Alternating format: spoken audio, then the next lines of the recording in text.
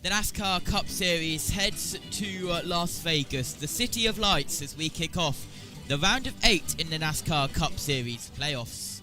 Who will get the jackpot tonight in the entertainment capital of the world? Let's find out. Bright light city, gonna set my soul on fire. Got a whole lot of money that's ready to burn, so get those stakes up higher. There's 1,000 pretty women waiting out there. They're all living the devil may care, and I'm just a devil with love to spare. So viva Las Vegas, viva Las Vegas, viva Las Vegas, viva, viva Las Vegas. Welcome to the JB Motorsports coverage of the South Point 400 here in Las Vegas. We are moments away from 3 race ceremonies, but first let's have a look at the playoff standings going in towards the round of 8.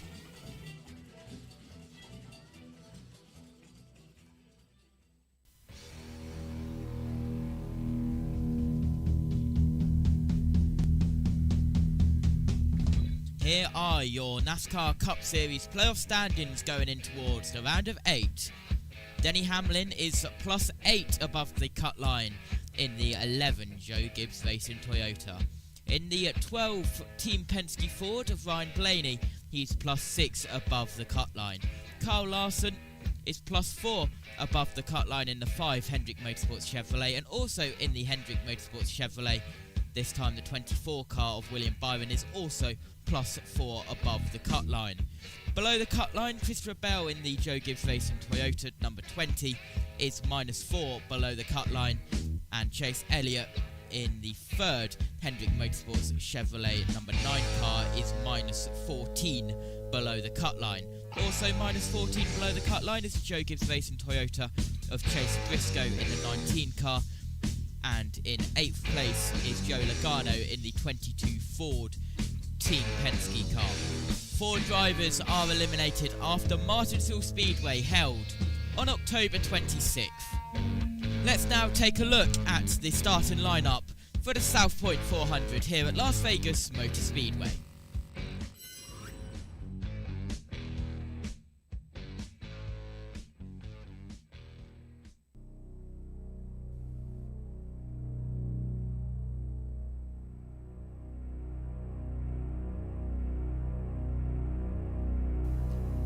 Let's take a look at the starting lineup for the South Point 400 held at Las Vegas Motor Speedway, the start of the round of 8 in the NASCAR Cup Series playoffs.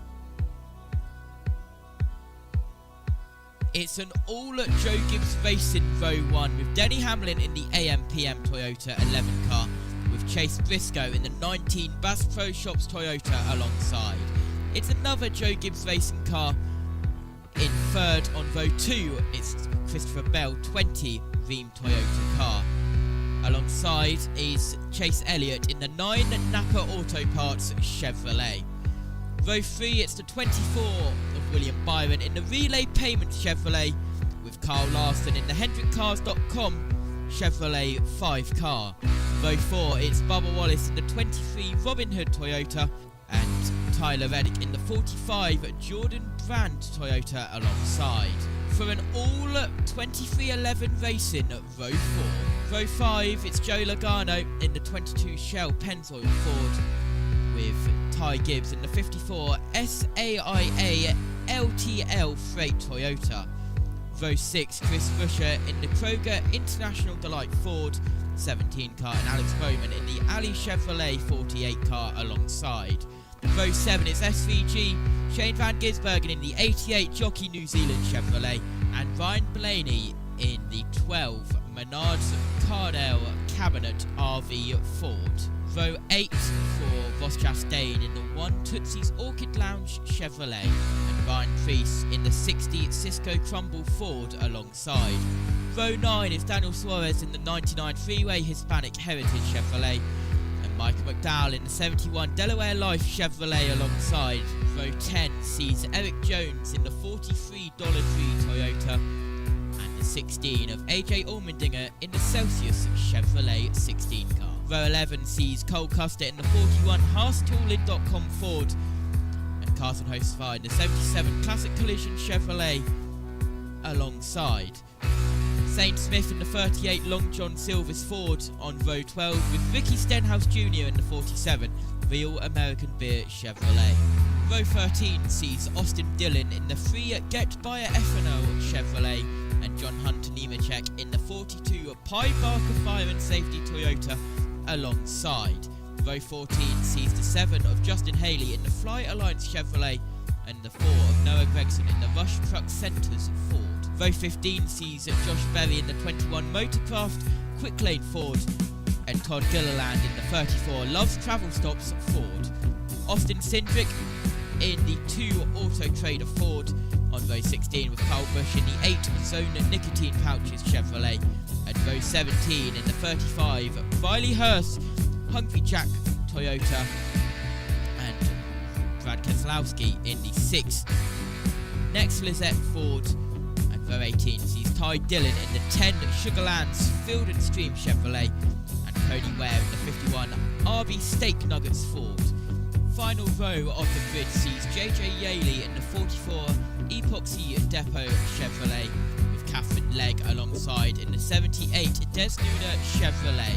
17 Chevys, 9 Toyotas, 12 Fords make up your starting lineup for the South Point 400 here at Las Vegas Motor Speedway, the start of the round of 8 in the NASCAR Cup Series playoffs for 2025.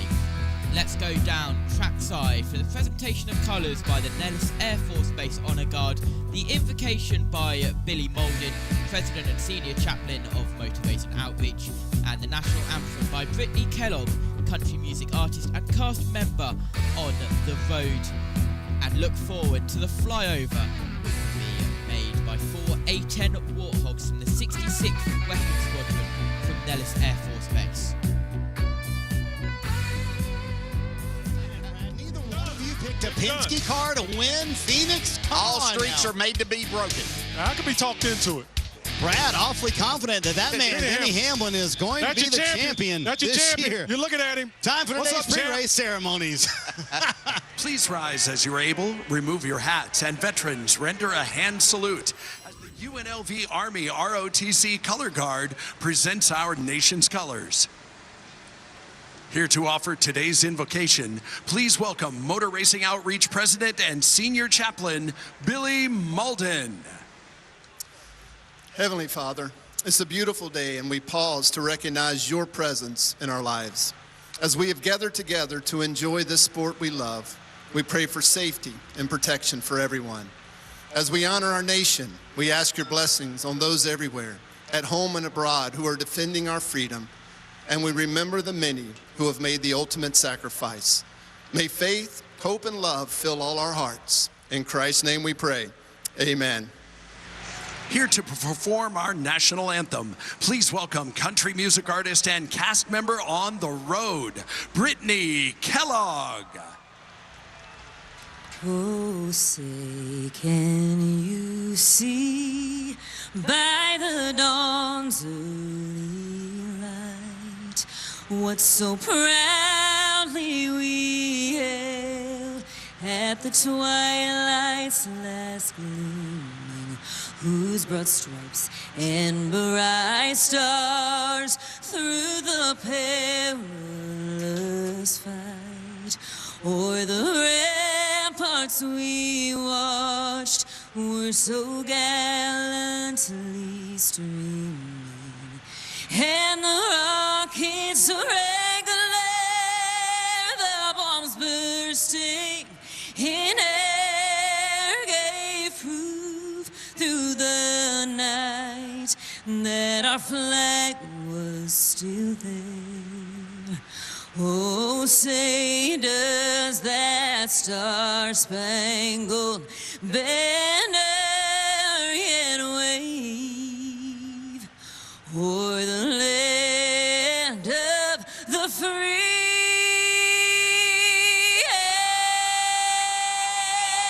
and the home of the brave.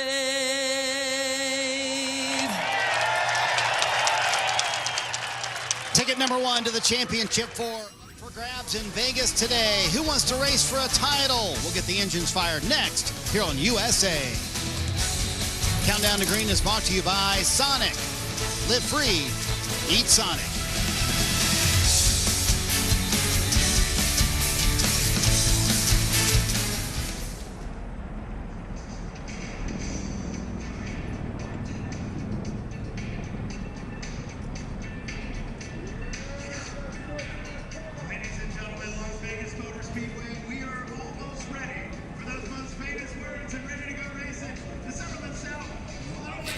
So we're all getting set then for what's going to be a very interesting Cup Series race here for the round of 8, the South Point 400. Massive credit to Josh Turner for providing us a wonderful introduction to today's program. Well, here we go. 267 laps ahead of us around a 1.5 mile circuit. 400 laps for South Point. And South Point have today announced that they are going to be extending for 27 and 28, being the title sponsor of this fall race. They have sold out the available tickets here, which is absolutely fantastic news. Really is some interesting prospects coming up here at the Las Vegas Motor Speedway. Well, betting is very, very popular here in the Nevada deserts. Who are you betting on today to be on top? This is going to be a very close, hard-fought race. 8 drivers now come into it, and of course Ross Chastain has now been sent to the rear of the field after a car that could not get ready in time after a hit to the wall earlier on. So now we're going to be welcoming in what's going to be quite an interesting run. But if you were watching JB Motorsports a few weeks ago, you might have noticed that we hit 10,000 subscribers. Yeah, 10,000. Since then, we've hit 10.3 to be exact. But our wonderful producer Josh Turner and me went to Scunthorpe Raceway to watch some Brisker F1s. But guess what? We also had a little surprise coming in. So hello everyone, hopefully the microphone audio is good. I'm with Joshua Birch in a random industrial estate in Scunthorpe. Please do not ask questions, it is what it is. Now, first stock car meeting, as you can see it was at Shale. How was it?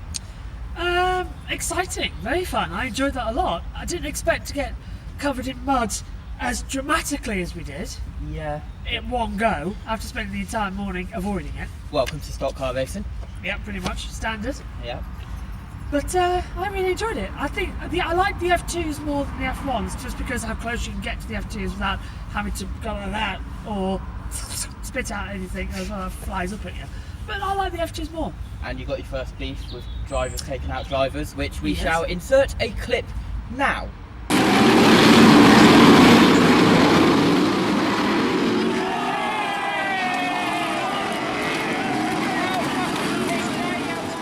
Okay, so you saw the clip. What did you think of that? Drivers taking out each other illegally? It's kind of what we're expecting, really, isn't it, really? We've seen it before, but I was excited to see how everybody was like, Oh, that's fantastic. Oh, this is serious. Oh, he's okay. It was pretty much standard as you get with the crowd, but it was quite good actually in terms of how they actually dealt with the situation, cleaned up in 5 minutes and got going again. It wasn't the 25-30 minute stoppage we used to. Yeah, of course. Frankie Wainman Jr., 515, legend of the sport, getting his shootout, we call it, not the playoffs like we do in NASCAR. His shootout round 2 had to come behind a 6-point advantage. But enough of the stock car stuff. JB, the channel last weekend, as we are recording this, reached 10,000 subscribers. Congratulations. Thank you. Well done to you as well. I may or may not have been a smaller part of it, but if we come over here, you know that £60 you sent me? Yes. Well, that may or may not have just been used up in the things that I am about to give you. Okie dokie. I'm now nervous. You can see this, I can't. Yes, I present your 40cm tall I'm going to go back on a train. JB Motorsports Congratulations on 10 Subscribers trophy with a JB Motorsports sticker. Oh my goodness, that's fantastic. Let me just give a little close up. There you go, and I guess we have to do the whole trophy thing of doing yes. There you go. So thank you very much. Well done. And now we need to get to Scunthorpe train station so you can go home to cover the NASCAR series. Well, I guess they'll see this live. They may see it live. I may wait until you're there, I don't know. Maybe. It's mine! Yes, it certainly was mine.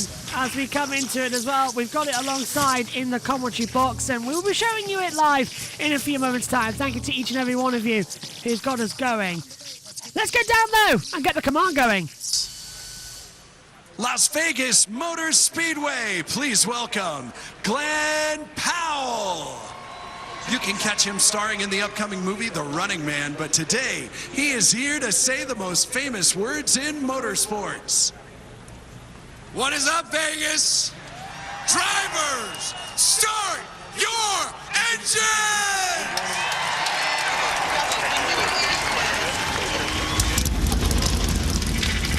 Today starts a round of 8, and everybody knows how important this round is if you want to win a championship. But look at the drivers that are up in the front of this pack that haven't won, not in the playoffs, but winning today could change their season. The top 6, though, it is full of playoff drivers. This race is huge for everybody in the field. Who can pull it off? Only 4 races to go. When we come back, we'll go drop the green flag.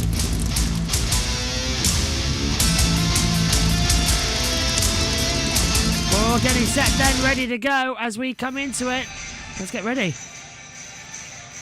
Mine. Championship opportunities. That's what Vegas is all about. Back in 2004, I rolled into the first NASCAR playoffs. 10 races, no stages, no eliminations, just pressure from start to finish. Kurt Busch is the 2004 champion. Now, the game's evolved. Every few weeks, the field shrinks, and one mistake can send a title run crashing faster than a bad hand at the blackjack table. What happened? He got desperate there. Fast forward to 2020, the world shut down, but racing didn't. And Kurt Busch will win in his hometown. No fans, no cheers, just me, my team, and that checkered flag. This is what kids dream of. Now the round of 8 rolls through again. High-stakes mayhem that can leave you busted.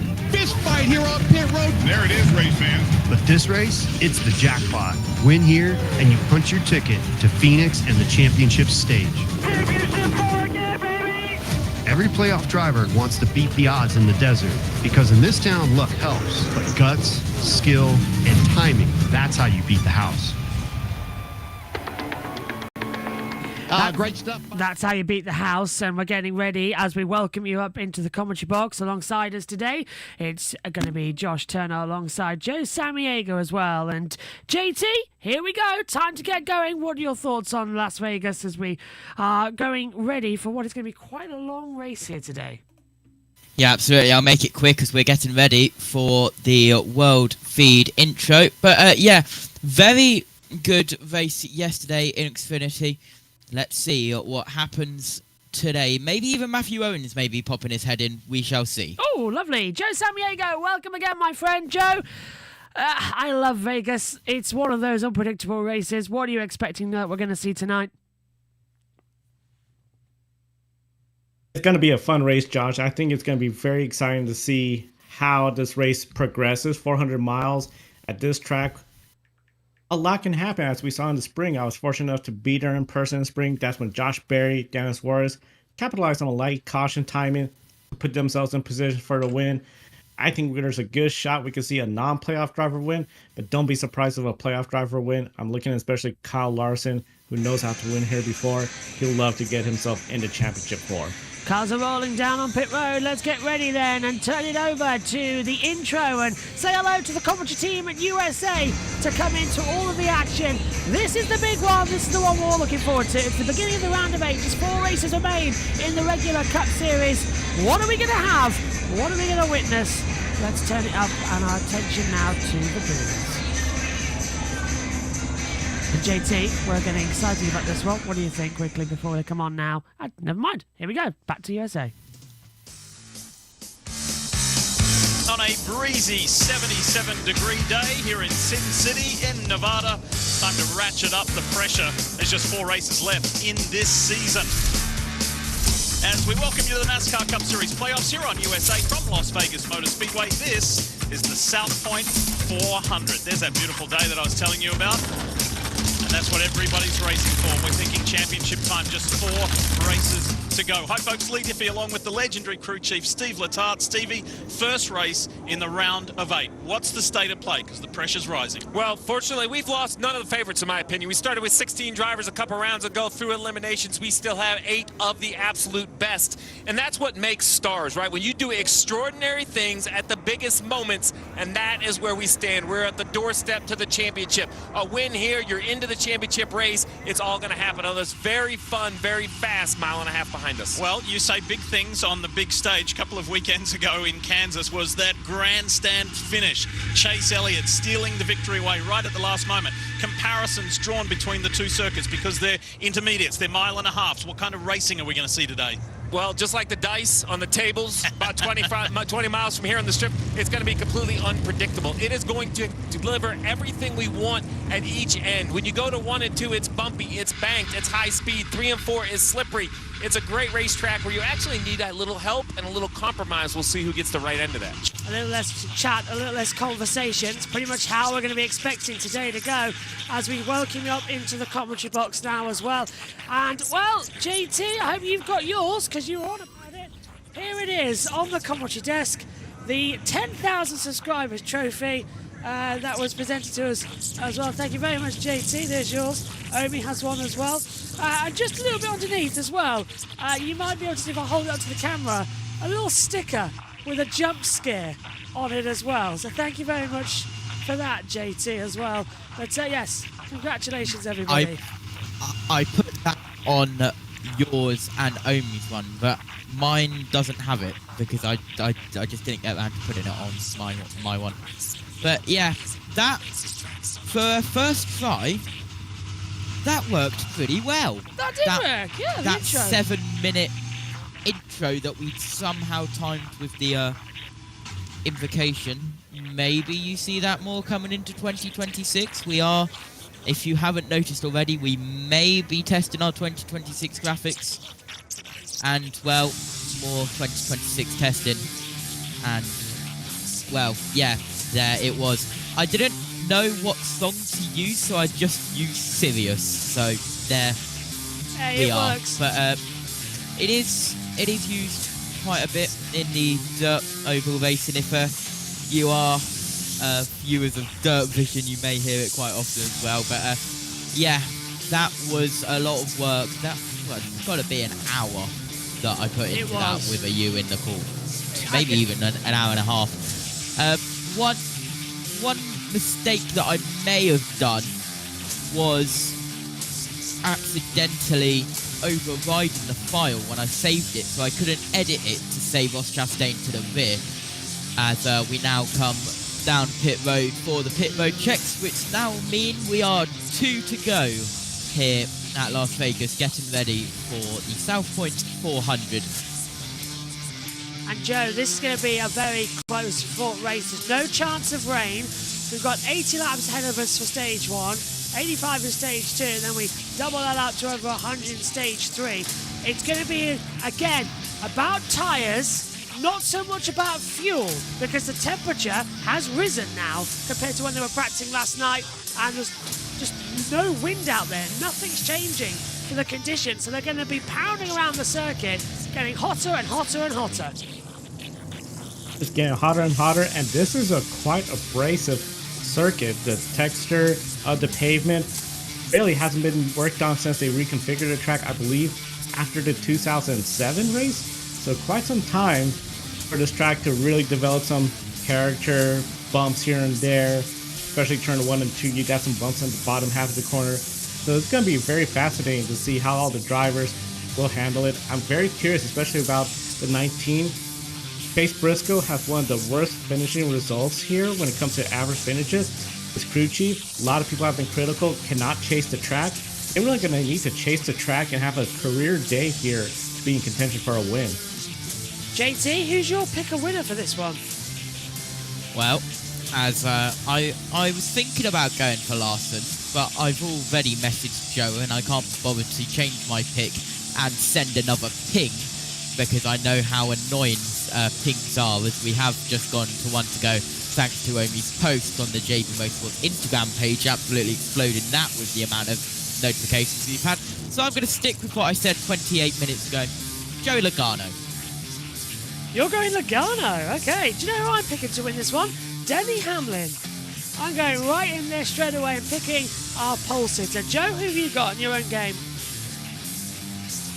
I went with the comical pick just because of the controversy. I went with Joey Logano. Right, 2 in a row. Do it here and cause a big stink online about the playoff system. Probably will be as they come into it. What have we got then? Who do you want? This is going to be the big one. It is the NASCAR round of 8. We have all of our screens getting set to go. I did see some of the Bathurst 1000, Graham, as well. Deep purple, says Bob. Yeah, that'll change to green, yellow and checkered as well. If we go to red flag as well, it'll change the colours throughout the day. So, here we go then. Denny Hamlin and Chase Briscoe on the front row. 8 drivers left, 4 races in the NASCAR Cup Series. Who will automatically go through for a chance to claim the biggest prize in stock car racing at Phoenix in what is, after today, 3 weeks' time? The pace car pulls off. Already we're looking at the 19, trying to get a high line and get a restart. Into the restart zone we go now. We take a look to the gantry. In Las Vegas, the Nevada desert, the green flag falls, and we are rolling the dice in Vegas. Great start from Hamlin. He's pulled out immediately. Briscoe falls in behind. Bell's gone down as well to about 4th position. Chase Elliott's trying to sneak a way through as they come into it. Bell now staying in front of the low line. Back comes Byron 3 wide as Logano taking the low line. 3 wide, sometimes 4 wide further back, JT, as they come in, but Briscoe swapped down to the low line and takes the lead of the race away from Hamlin at 3. Yep, Briscoe down on the inside line, gets that position, and he will lead the first lap, the number 19 Toyota. 3 wide, further back, 2 rows deep as you look back there, just outside that top 10, trying to get inside the top 10. As we're now on to lap 2 of 80 laps that first stage is. And Joe, a smooth start from everybody, but Briscoe's already getting up there. Hamlin's backing away, Bell's attacking, but Logano's already up to 9th position, so he did keep his nose clean at the start. A clean start, that's a good first step in what you need to do, especially with Logano being, I believe it was 24 points behind the cut line. He really is in a must-win situation compared to some of these drivers. I would say they're in a win situation, but not in a must-win, because we're talking single digits. Logano beyond 20 points. If he can get a stage win, cut that down by 10, that's a great start, but right now it is still very early. Chase Briscoe, great start. This is sort of what I anticipated. The question is, as the track evolves, can he and that crew chief continue evolving with it, as we see Bubba Wallace and Kyle Larson side by side? We know those two have a history of racing each other here at Vegas. Larson's taken a striking black livery with a golden number as well. It is beautiful to behold as he slips down, trying to get ahead there, as you say, Joe, of Bubba Wallace, who's running in 8th position. Larson now being credited as 7th as we see Byron battling with Elliott. Byron's down low, coming into the last 2 corners now, over the line. Elliott's up high as they try and take it together. Round of 8 by teams then. Hendrick has 3 coming into it, so they've got the biggest gamble to play with once again as they swing down. The playoffs as they stand, Briscoe, Hamlin, Byron and Bell, the top 4. Elliott -4, Larson -5, Blaney -14, Logano -32. As you two are predicting, and JT will go to you, it's a in it to win it game. Otherwise, Logano really will struggle this year. He just got through last weekend as well at the Roval. Yep, absolutely. As that was very, very tight. Team communication from Denny Hamlin. 5th years, you watch the battle behind those Go-Get racing cars. So how much would that slow Hamlin down if he couldn't quite get it into 5th gear on the start? Well, it's very, very difficult for a car to accelerate without these clean shifts, a sequential gearbox. So really, anymore, these drivers don't even have to blip the throttle. You just pull back on the lever and it goes through. So for me, it definitely will slow the car down. My bigger concern is this a nagging issue that will continue throughout the rest of the day? Jeff Burton has joined us up here in the booth. Jeff, we don't hear a lot of shifting issues anymore with this sequential gearbox. Hopefully it's just a standalone issue for the 11. Yeah, you hope so, because on restarts, that could be a big detriment. If Denny has to pause for just a second to make sure he gets it in gear, that means he's lost some momentum, and that could be a problem, especially in a late race restart. And that pass happened on the backstretch. Yeah, that backstretch still getting a little bit dangerous there as they come in, as they'll try and hold the traction together. What are we going to be witnessing, Joe, in terms of the draft tonight as well? Vegas is a nasty type of circuit where it opens up on the backstretch, then very tight into the last 2 corners as well. So we get a lot of sort of bumping, especially on restarts. I'm surprised we see some accidents. What are you expecting with the side draft today with these new gen cars? The side draft is going to be something that's always very key and critical, but you have to be right up close, and that's the big thing. You can make a mistake. That's what happened a couple of years ago between Bubba Wallace and Kyle Larson. Contact exiting turn 4, tempers flared. You're seeing everyone right now spreading out, trying to find different grooves. If you're behind somebody, you get into dirty air. But if you get side by side and push that air to go over the person ahead of you, over their spoiler, you're going to gain some ground on them. So overall, it's going to be very key when it comes to racing here at Las Vegas. Sorry, Kiska's playing with a toy behind me. Oh, Kiska is absolutely wonderful as well. And I'm just ahead of Kiska in the grid rankings for the pick a winner. So to keep it in. Battle still brewing, lap 9 though of this race as we attack going forward. Briscoe, Hamlin, Elliott, Byron and Bell, 5 of the 8 drivers are inside that top 5. Larson 7th, Logano going into 9th position, but it's Ryan Blaney, JT, who's running 13th overall. He's having a terrible day so far. Yep, absolutely, as now we head round turns 2. Denny Hamlin was reporting that he couldn't get into 5th gear at the start. That's what all that chat was about. But that is why Briscoe got back out in front and took the lead away from him. Highest non-playoff car at the moment, Tyler Reddick in 6th in the 45 car. And your lowest playoff car is currently Ryan Blaney, the 12 car, in 13th place. As we are now on lap 12 of 267, 12 of 80 in the stage. So they keep coming through as they ride with Denny Hamlin, and he's using this fantastic visor, which is going to become critical because we've been asked in the chat, will this race end in the darkness? Yes, it will, if all goes to plan. So that setting sun is about to become very problematic, and we're seeing Hamlin with a sort of mirror-reflected visor, which is quite interesting, though, as well, Joe, because it should help just deflect that direct eye line quite a bit, because the grandstands here, as we talked about earlier on in the year, they're not exactly fair. What, you go around turn 1 and 2, you're fine, but 3 and 4, you're blinded by the light. The sun is going to be a factor, and we see this quite often in Las Vegas, especially in Vegas. The mountains that you have in Vegas, they're along the backstretch, so they don't really help in blocking the sun. It's just more as the sun starts setting more and more and getting more shade from the track. As you can see, turn 1 and 2, you got some shade there, so it's going to just extend to the front stretch. But that's going to be much later on, as Denny Hamlin is closing up on Chase Briscoe right now. Looks like he's going to try to make a move. But that helmet choice, especially the visor, that's going to play off when it gets really hard to see. And you start to run through all the tear-offs and have poor visibility. I think it's a smart move by him, as he is really coming on, trying to get the lead now. Still pushing hard as they come into it. There's Hamlin, as we can see. Thank you for that. Joe as well, who is a former race car driver himself. He's got his helmet just behind him in the commentary box. And also, let's not forget, runs the Grid Network, where you can join 90 minutes after the Cup Series race ends tonight, the post-race show on the Grid Network. The link to that is in the YouTube description below, and we'll also tag in the link to that channel shortly in the YouTube chat and pin it. So, we are on lap 16 of 80. It's a longer stage one than we had yesterday with the Xfinity Series, if you joined us for that. But right now, the battle brewing, because it's all about holding your nerve, holding the traction. Hamlin's within 3/10 of Briscoe. It's not over yet, because you've got to think stage points might matter, as Hamlin in 3 and 4 taking the wider high line before you come into the trial section to complete another lap.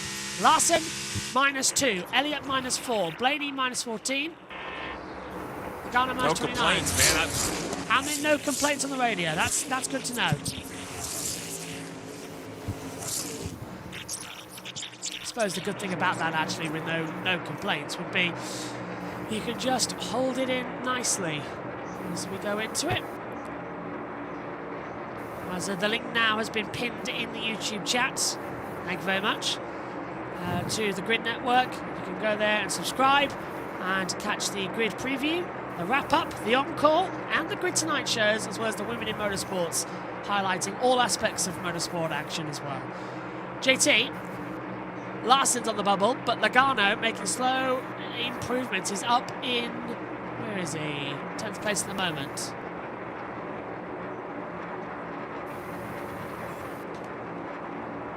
Yep. As now we have Kyle Larson up the inside of Tyler Reddick. Larson trying to gain a position here. That 6th place, he'll go down the inside line, turn 1. As they pull side by side, Larson gets a better exit off of turn 2. That allows him to get in the slipstream of Tyler Reddick in towards turn 3. Reddick stays up high, Larson dives down low once more. And that's going to be a tight, nice line coming in from Larson if he can keep on the accelerator, as USA have gone to an ad break. Been asked in the chat, what does the asterisk mean next to the drivers in the timing tower? Perfectly honest, I'm not entirely sure I know. Catherine Legg's got one, JJ Yellowly, Cody Ware, Tom Gilliland, Riley Herbst, Tyler Reddick's got there, Noah Gregson, Zane Smith. Not noticed them before, to be fair, so I can't really explain. I believe, Josh, it might be the teams that are unchartered? Yes. Of course it would be, yeah, because Reddick and Bubba's got him. Yeah, that's interesting, because I know it used to be the exempt drivers from this point, so they didn't declare full stand-ins for that series. But when we brought up Tyler Reddick and Bubba Wallace, I had not noticed that before, so it has to be the open entries, which is fascinating. And then you've got the JJ Yellowly being the I, which is ineligible for driver points. Yep, so there we go. Thank you, boys. I've never noticed that before, the timing tower. You learn so much about it when you're going side by side right now, because Bubba's trying to have a go at Bowman, the 48, now in the lime green coloured car that reminds me a bit of Danica Patrick. Let's hope he doesn't drive like her coming into it. We don't need that tonight from Bowman. As we welcome you back to the USA after our side-by-side pictures, as Briscoe's leading from Hamlin, Elliott, Byron and Bells to the top 5 in that running order as we attack hard. 22 of 80 in stage number 1, so not charted to come into it. Let's take a replay. This was on board with Denny Hamlin at the start of the race. Joe, he downshifted coming out of 2 as you're supposed to, but lost a lot of traction with no draft. And that's how Briscoe just went through him.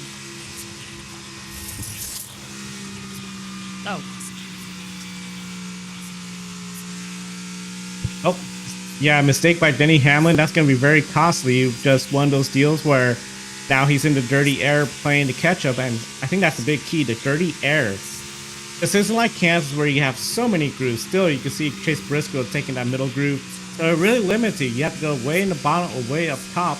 a driver like Kyle Larson would like that, but for Denny Hamlin, if that car's not 100%, you're just going to be stuck in the dirty air. Going to be pushing hard in this one as well. Have any of we played NASCAR 25? I have not played it yet. You, Joe? Not yet, so... I don't have time. So it's busy during the racing season, especially at the end of it. We've got, I think, 7 championships still left to crown. Something like that. JT, though, you don't need the NASCAR 25. You've got Beam, whatever it is, a lot better. And you were on the trucks at Brands Hatch Indy earlier on. I think I will probably get NASCAR 25, yes. I'll probably get it out when it comes out on 14th of October. It's only the gold edition which is out and available now. But yeah, I will probably get it. BeamNG though, I talked about it too much yesterday in the Xfinity, so I won't bore you with it today. But more demos have happened today, and all I will say is that the NASCAR Trucks mod that we have is very hard to drive. I've been curious about getting it. I still have NASCAR Racing 2003. I wasn't a fan of some of the newer games. So I might cave and get a PlayStation 5 or whatever, get the game and check it out. It does look appealing, and that is something I think that's been missing, is a good racing game that, not just for the casual fans, arcade style, but something that I can't afford the simulator these days, but this is close enough. And they're going to do IndyCar too, iRacing, so that's going to be very fun to have an IndyCar console game. So I might buy it, and I'm definitely buying the IndyCar, but I might buy it myself because we could do track maps and more pre-shows with funny content, as Bell's getting passed now by Larson, who's going down low, coming through 1 and 2 on the backstretch, and Larson's breezed through with ease, so Bell's not fighting him. That 6th place change. Meantime, Byron goes underneath the inside of Hamlin at 3 and 4, so Byron takes 2nd position. We're only 30 laps into the 80. We're already seeing a little bit of changeover in tyres. We might have to have that first pit stop coming a bit sooner than we thought, if they are starting to wear just that tiny bit. Hamlin takes the low line. It looks like almost, Joe, that Hamlin's trying to pick a lane to see what works best. We're 30 laps in. He should have found one by now. He's really struggling out there. The car's just not underneath him. Yeah, so I'm getting the sense that potentially the car is pushing a little bit. Just looking at the onboard from him, looks like it's just creeping up a little bit faster, turns toward the wall, faster than what he wants. So if that's the case, it makes it really challenging, because your preferred route would be high and stay high, because you're trying to turn less compared to you're entering low. The car wants to go that high route. Same time though, just because you go high doesn't fix a tight condition, as we see Gibbs, Bubba Wallace, racing precision, splitting a slow car on the track. But it looks like Bubba Wallace has the momentum to potentially make that pass as they enter turn 3. And here comes Ryan Blaney. Blaney trying to come in off the back of it. He's cleared the 23 of Bubba Wallace, who sweeps back underneath him. Blaney moves up then and will try and have that traction on the back of Joe Gibbs coming through the tribal down towards turn number 1. Blaney goes down low. The 54 also looking like it's got no pace out there today. Just not moving at all. Blaney should be able to breeze through with absolute ease. So 31 in of the 80. We are on for, as I said, 236 to go. Total is 267. Coming to just one leader.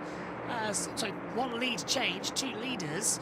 Hamlin led just at the start for about half a lap. Then we had Chase Briscoe take over and lead across the line so far, all 31 laps.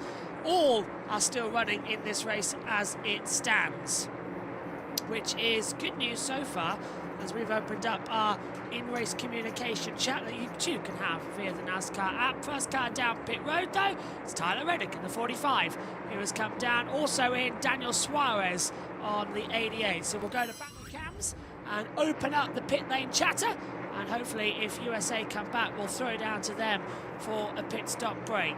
So this is going to be an interesting one. There's a poll, JT, that's just opened up. If you want to talk us through that. Have you played NASCAR 25? Yes, I played it with Gold Edition. No, but I'm getting it when it releases. And no, and I'm not getting NASCAR 25. Vote in the chat and we shall see what happens in whenever we feel like there's enough votes, I guess. Joey Logano is one of many cars down pit road. Kyle Larson as well as Bubba Wallace, Alex Bowman, Cindric, Zane Smith, Daniel Suarez, Ross Chastain, a couple of others down pit road as well on lap 34 of 80 in the stage, 34 of 267. Let's go down. Logano said it just felt like I lost overall grip as the run went on. Said the car was bottoming out early in the run as well. Paul Wolf's going to make an air pressure adjustment, trying to help his drivers out. 46 to go here in St. Juan. This race a year ago featured a lot of issues on pit road. This team, though, Kim, did not have any in the spring race. Yeah, finishing up their stop, William Byron, tight on the bottom. He said overall, though, pretty good in terms of balance. You see Ryan Blank right there. He said loose running the middle, forcing him to run the bottom. He has to be tightened up one number, Marty. Denny Hamlin at the very front end of pit road. You saw their car fall off on the longer run. That's what they struggled with in practice yesterday. He said the car was, quote, just edgy, and you heard the radio comment, just no rear grip at the end of that run. His teammate Chase Briscoe, however, has led all 35 laps before he came to pit road. Said the car just a little bit too free off the corner, and he said for way longer than normal, the car was bottoming out into the run. So see if the 19 can have a clean pit stop here, waiting on the left rear. Oh, this is going to cost the 19 with a long stop here. First stop of the day. Yeah, really long stop there, Joe, for the 19. Just couldn't get the lug nut on, and now all of a sudden, that lead advantage starts to disappear. Yeah, that's very costly. The only saving grace really is you did it now. We're only 36 laps into a 267 lap race. Rather have that mistake occur now compared to a late caution. Tough break for him. Carson Hocevar leads Allmendinger, McDowell, as they have not pitted yet. And then Jonathan Nemechek and Brad Keselowski the top 5 as we continue to cycle on green flag pit stops. Let's take a look at the position so far in our timing monitor as well. The lap times were dropping off quite a lot. If you were of the opinion at the front there for the race leader, as was of Chase Briscoe, so he's having issues out there as well. As there's, you see, really Fudge as well down there, the crew chief for Byron. And I think Byron is sort of in a circuit where he feels a bit more comfortable than before. He does not really go too well half miles, but I think he's still in it, isn't it, Joe? He's got that chance if he wants to take the Daytona to all the way the final. And I know there's been a lot of talk, we've talked about it on Grid tonight, that they don't want to have the driver who won the Daytona 500 immediately being talked that he could win the championship because he's automatically in the playoffs. But Byron is a serious contender to come into it. He was one of the drivers alongside Bell earlier on the season, Hamlin there too, and even throwing Larson, who have just been so competitive. Yeah, they've been good all year long. They had a little bit of this post-summer slump, but I mean, still, you're getting good results here and there. Right now, the way he's looking, it's better than years past, where I felt like they barely just crawled into the championship four. Considering their season, you start off with the Daytona 500 win. You only get one more win at Iowa. It doesn't seem like that stellar of a season, but you gotta remember, just because you weren't stellar in the season doesn't mean you're not gonna get a championship, as we've seen drivers with more wins not claim the championship. You just gotta be good, especially when it matters the most, the playoffs. He's doing pretty good right now, ahead of Kyle Larson, ahead of Chase Briscoe. If he can stay up there, I think he's gonna have a pretty good day and potentially put some distance, because remember, he entered only 4 points above the cut line. So if he was to have an issue, drop out of this race, he'll be easily below the cut line. He don't want that to occur, as we see Michael McDowell making his pit stop for tires. Let's see if we got anyone, Marty. Kim? You see Carson Hocevar finishing up his stop on the bottom. He was just losing too much time on exit. Needed help finishing the corner. Says Marty, goes to Kim. Well, I think Kim Coon's better than Marty as well anyway.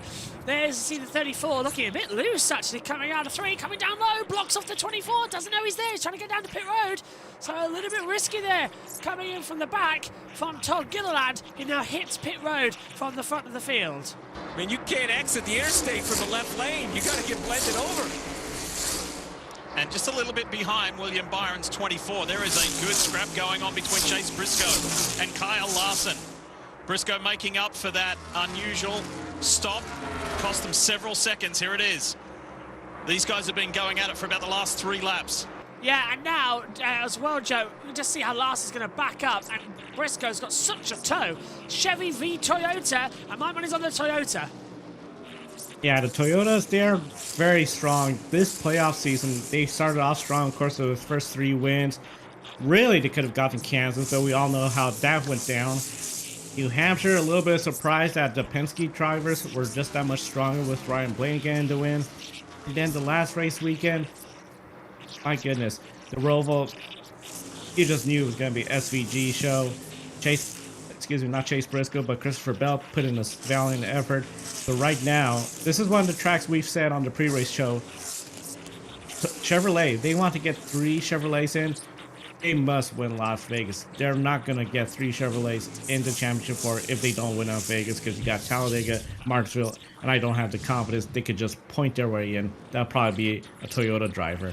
Whoa, and that was nearly a big accident further back. That's a 71. He had to dive down very low towards the pit wall, and I don't think JT made that line coming in on time. So it was a swing out for Michael McDowell, and he has got a penalty. Too fast an entry. There's a giggity line there if you want to take it, JT. Nah. Just a quick note for everyone tracking the playoff drivers. After the pit cycle, Byron first, Larson third, Briscoe fourth, Hamlin fifth, Elliott sixth, Bell at seventh, Logano 10th, and Ryan Blaney is 12th. And there is the confirmation that we just saw of that commitment line violation for the 71. Here's a replay of the slow stop for Chase Briscoe in that 19 car. Look at the rear left. Lugnut. Yeah, again. Now, we saw that earlier on in a cup race 2 weeks ago, and we saw it last night in the Xfinity Series as well, the Lugnut issues. Joe, how annoying are the teams finding this single lug nut compared to the ones we had before it was down to 6? This is one of those interesting things because, of course, we had the old 5 lug nut pattern, which you still have in the Xfinity Series, the Truck Series. Those you could get away with. Okay, we only got 3 tight, the 4th one somewhat tight, and go on the track. Yes, you'll get a penalty. Like we saw Connor Ziller's crew chief get a penalty for too many loose lug nuts, miss a race. But I would say in that sense it's a little bit more forgiving compared to the single lug nut. If you mess that up, you have to try to make it tighter, because if you don't, 2 things could happen. 1, you're going to go out there, crash, ruin your race, and then 2, you're going to lose 2 crew members because of penalties. So it is good in the sense where you have faster pit stops. It really comes down to the pit crew executing. If you make a mistake, I think the big thing that a lot of these teams are trying to preach is just take the time, get it done right, because if you don't have another 3 smaller lug nuts to hold that tire in place. You just have the 1, car goes into the wall, we're done, and guess what? 2 crew members are going to be having the next weekend off. So it is a very intriguing part of the Cup Series. I sort of like it that we only have it in the Cup Series where the stakes are higher, that includes for the pit crew, compared to Xfinity's level, Truck level, where you still have the 5 lug nuts. You got people entering into their career. I think that's just a little bit more, hey, I hit 4 lug nuts perfectly, the 5th one, I don't know. But guess what? The truck's in the race, the car from the Xfinity Series in the race. So I think there's that aspect I'd like, whereas just only the Cup Series you have to think a lug nut. Yeah, it's frustrating me as well in many regards. They try and take it to Formula 1. And that's not NASCAR. It's stock cars. 5 lug nut, that's the way it should be in my opinion. But safer technology, you have to say. But I think we've had more tyres come off. I remember that Daytona race when they first had it. My God, everyone was flying off coming into it. But I missed the noise. Daytona. Yes, go on. William Byron is leading at the moment. And the first time... So, this is the first time William Byron has led since the August Daytona race. And just the 3rd time he's led in 16 races. Have you turned into the Oracle today, Matthew Owens? That's a very good stat. No. I like that stat. Jordan and Bob Pockcrass. Ah. It's the network of Twitter NASCAR. Do we still call it Twitter or is it X? It's all. I call it Twitter. It's always Twitter. Okay, it is time for a new poll. Let's end this current one. Is it Twitter or is it X? There will be a poll momentarily. Just to get the poll with the NASCAR, 69% said no, and I'm not getting NASCAR 25. 24% say no, I'm getting it when it releases. 7% said yes, I've played it with Gold Edition. That's a good one. There we go. Is it Twitter or is it X? That's a new one. Kurt Clan says the first day it releases there was no feedback and it was not easy. Well, they patched it today. It's X Twitter, says Joe. X Twitter. How about the Bird app? Or Twitty Pie, I don't know. This is where we are dividing the community with that question right there. So it's not Republican, Democrat, it's Twitter or X, isn't it? Well, to be fair, it probably still is Republican or Democrat, whichever way you vote for it, really, isn't it? Coming into it. Throw Instagram into the mix, see how far you get.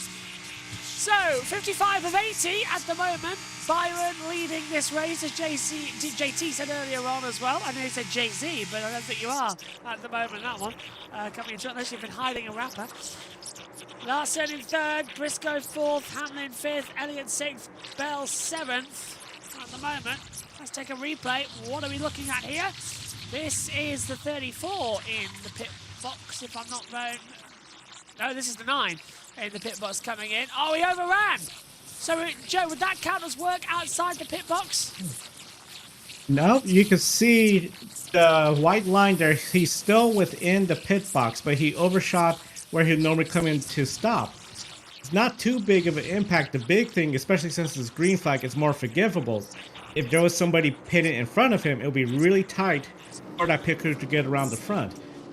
Of course, he still kept it in there. The big thing is, as you see, there's the red lines. That's where the jack was standing. So when he overshoots it, they just have to adjust. They're off their markings. Not too big of a deal, but one of the things they're doing now is just putting some more sticky residue.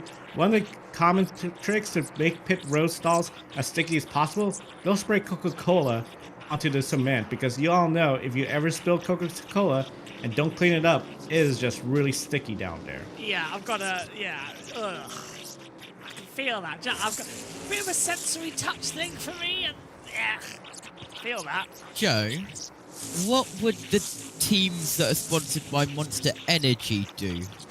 And they're not sponsored by Coca-Cola. Borry Red Bull. Well, there's always Pepsi, sugary drinks out there.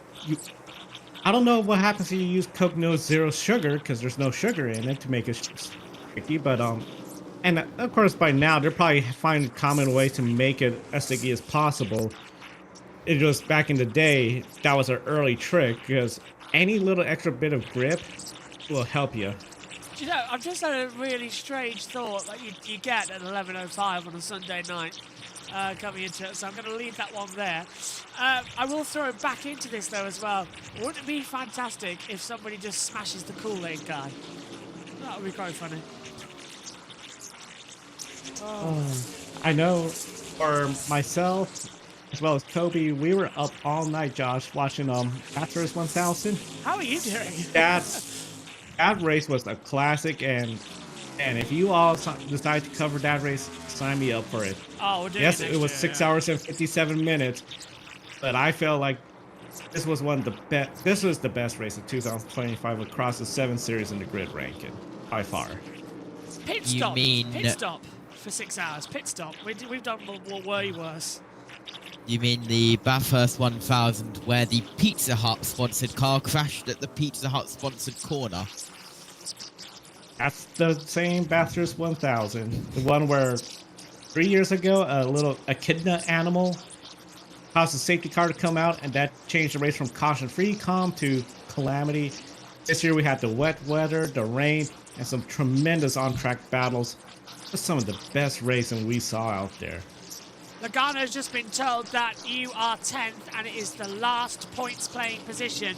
Do not lose it, because he's got Ty Gibbs directly behind him coming into it. So Logano's been really told to put the pressure on now by his spotter, as we're looking at it on our TV pictures now. Radio's open. It's been an unusual start. Radio closed. Go on. Official crowd attendance for the 2025 Vetco Bathurst 1000. 198,203. The one thing I love about the Bathurst event, and it's completely true, you can Google this, for the, what is it, the 12-hour, the 24-hour, and the 1000, you are only limited to, what is it, 1,000 litres of beer a day? Something strange like that. And then you have to switch to wine, which is limited to like 40 litres a day. And people actually go and bury beer in the mountain because it's not enough.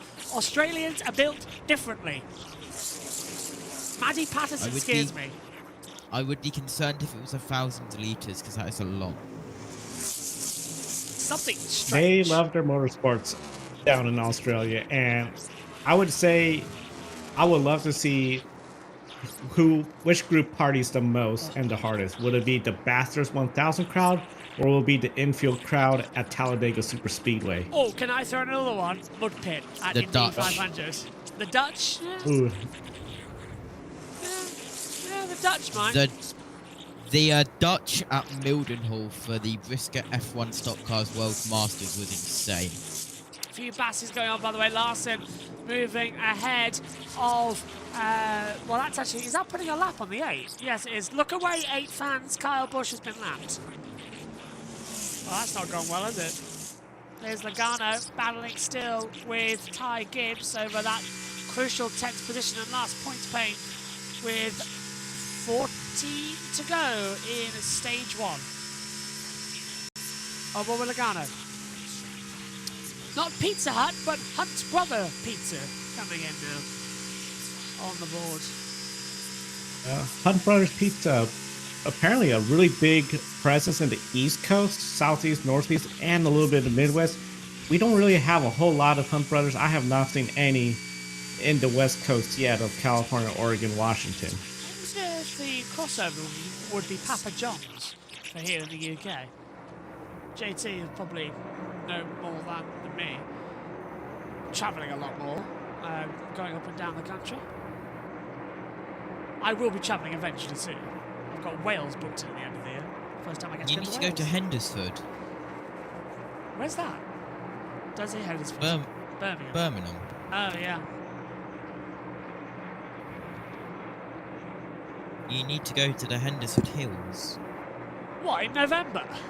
No, sorry, December. Or next year? They're not active in December. Oh, well, I'll try and go next year. But I might be in Amsterdam, I don't know. All depends where my holiday takes me before I'm locked into the box. Here's Denny Hamlin, the 2021 Las Vegas winner.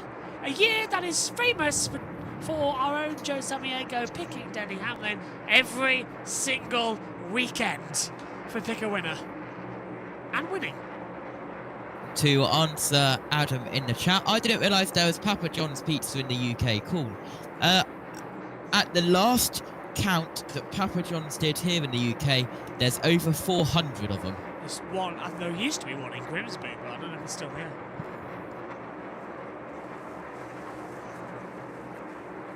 Yeah, I haven't been to Papa John's in a long time.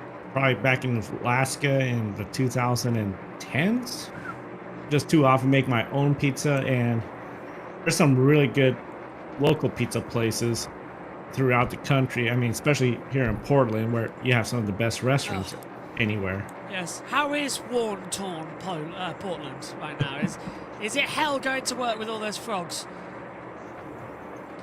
Oh, this is Portland. This is a weird city, and I just think it's comical that this protest has gone from, you know, okay, it does get intense in the night. We saw some of it in person last Friday night, but now we're getting more of these comical characters, and it's like, well, This is Portland. What do you expect? There's a reason why there's a show Portlandia. Wow. So it is what it is, but that's why I got the Portland flag added behind me, just representing we love our little city here. Absolutely. Absolutely. Keep in as Hamlin goes around the outside. Oh, that's the drive in the wall. Flat tyre. Flat now. That's blown on entry because that's the front left. Oh, both have now blown on the front. But the front left has gone down. Cautions come out. And Ryan Blaney whacks the wall and races down pit road. JT, I would say that is the first of what we were worried about with the front failures. Yeah, and well, he's into the front right, and I'm looking at that. That suspension doesn't look that good either. Yeah. What do you think, Joe? Out of the race? Potentially, they're for sure going behind the wall. He hit that wall so hard, it looked like it rubbed the entire number off the side of the car. Just the way the damage is. Here comes the replay of it. This is from, looks like on board Cole Custer, so that must be Blaney ahead. Oh, we're on board with it. Oh no, this is on board. Yeah. That red bonnet threw me as well.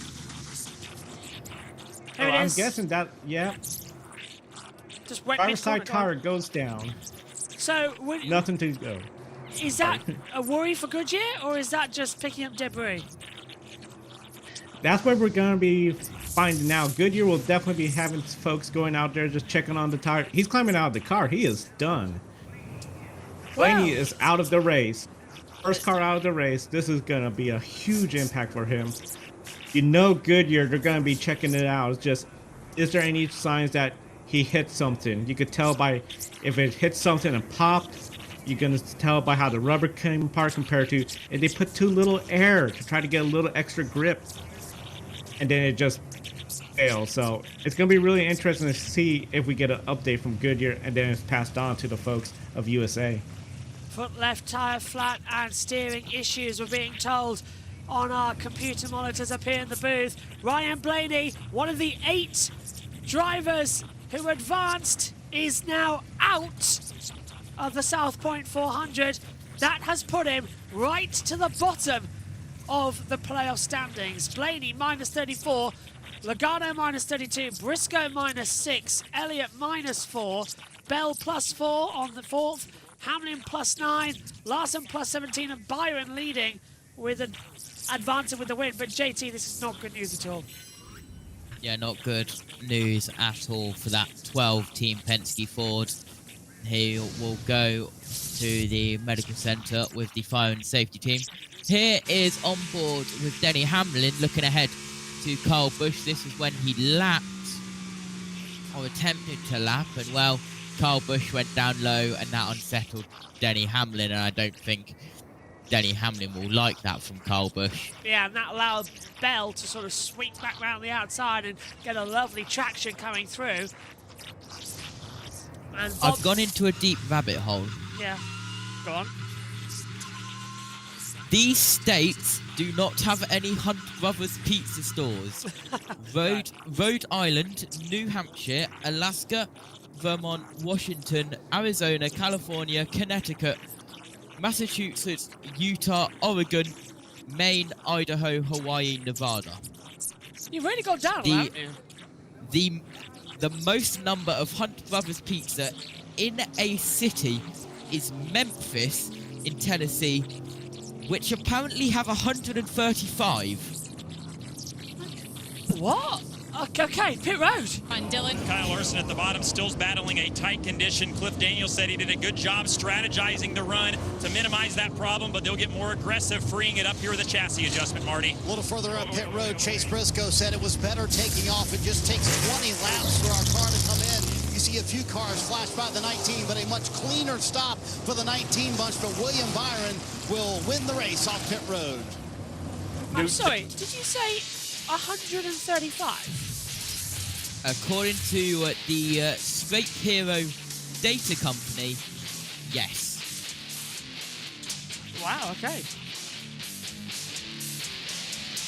Alaska consumes more pizza than per week then, and they don't have any Hunt Brothers pizza.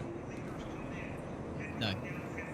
What's their Trust most me, popular? Go on, if you go to Alaska, If you go to Alaska, Moose Tooth Pizza, best pizza, and I would say one of the best pizza places in the country. I'll bet the barn on it. Anchorage, Alaska, Moose Tooth Pizza. Brewery too, as well. Getting very uncomfortable in my chair because I can't stretch my legs. So that's an annoyance at the moment. I'll sit sideways for a few minutes. What a race this is turning out to be. This is stage 1 of the South Point 400. We're behind the pace car after the 12 had a front tyre blowout at turn 4 and has brought out the caution. However, that has put Ryan Blaney out of this race and now puts him last in the round of 8 coming through. There's no bleed through with USA, that's the background audio from the track. That's the track noise. One thing I was going to say when it comes to Ryan Blaney, he has 2 tracks he's good at. He is good at Talladega. We've seen him win there multiple times, including some of the closest finishes during the playoffs. He could get the job done in Talladega. He could get the job done at Martinsville. We saw him dominate that track to get into the championship part and claim his first championship.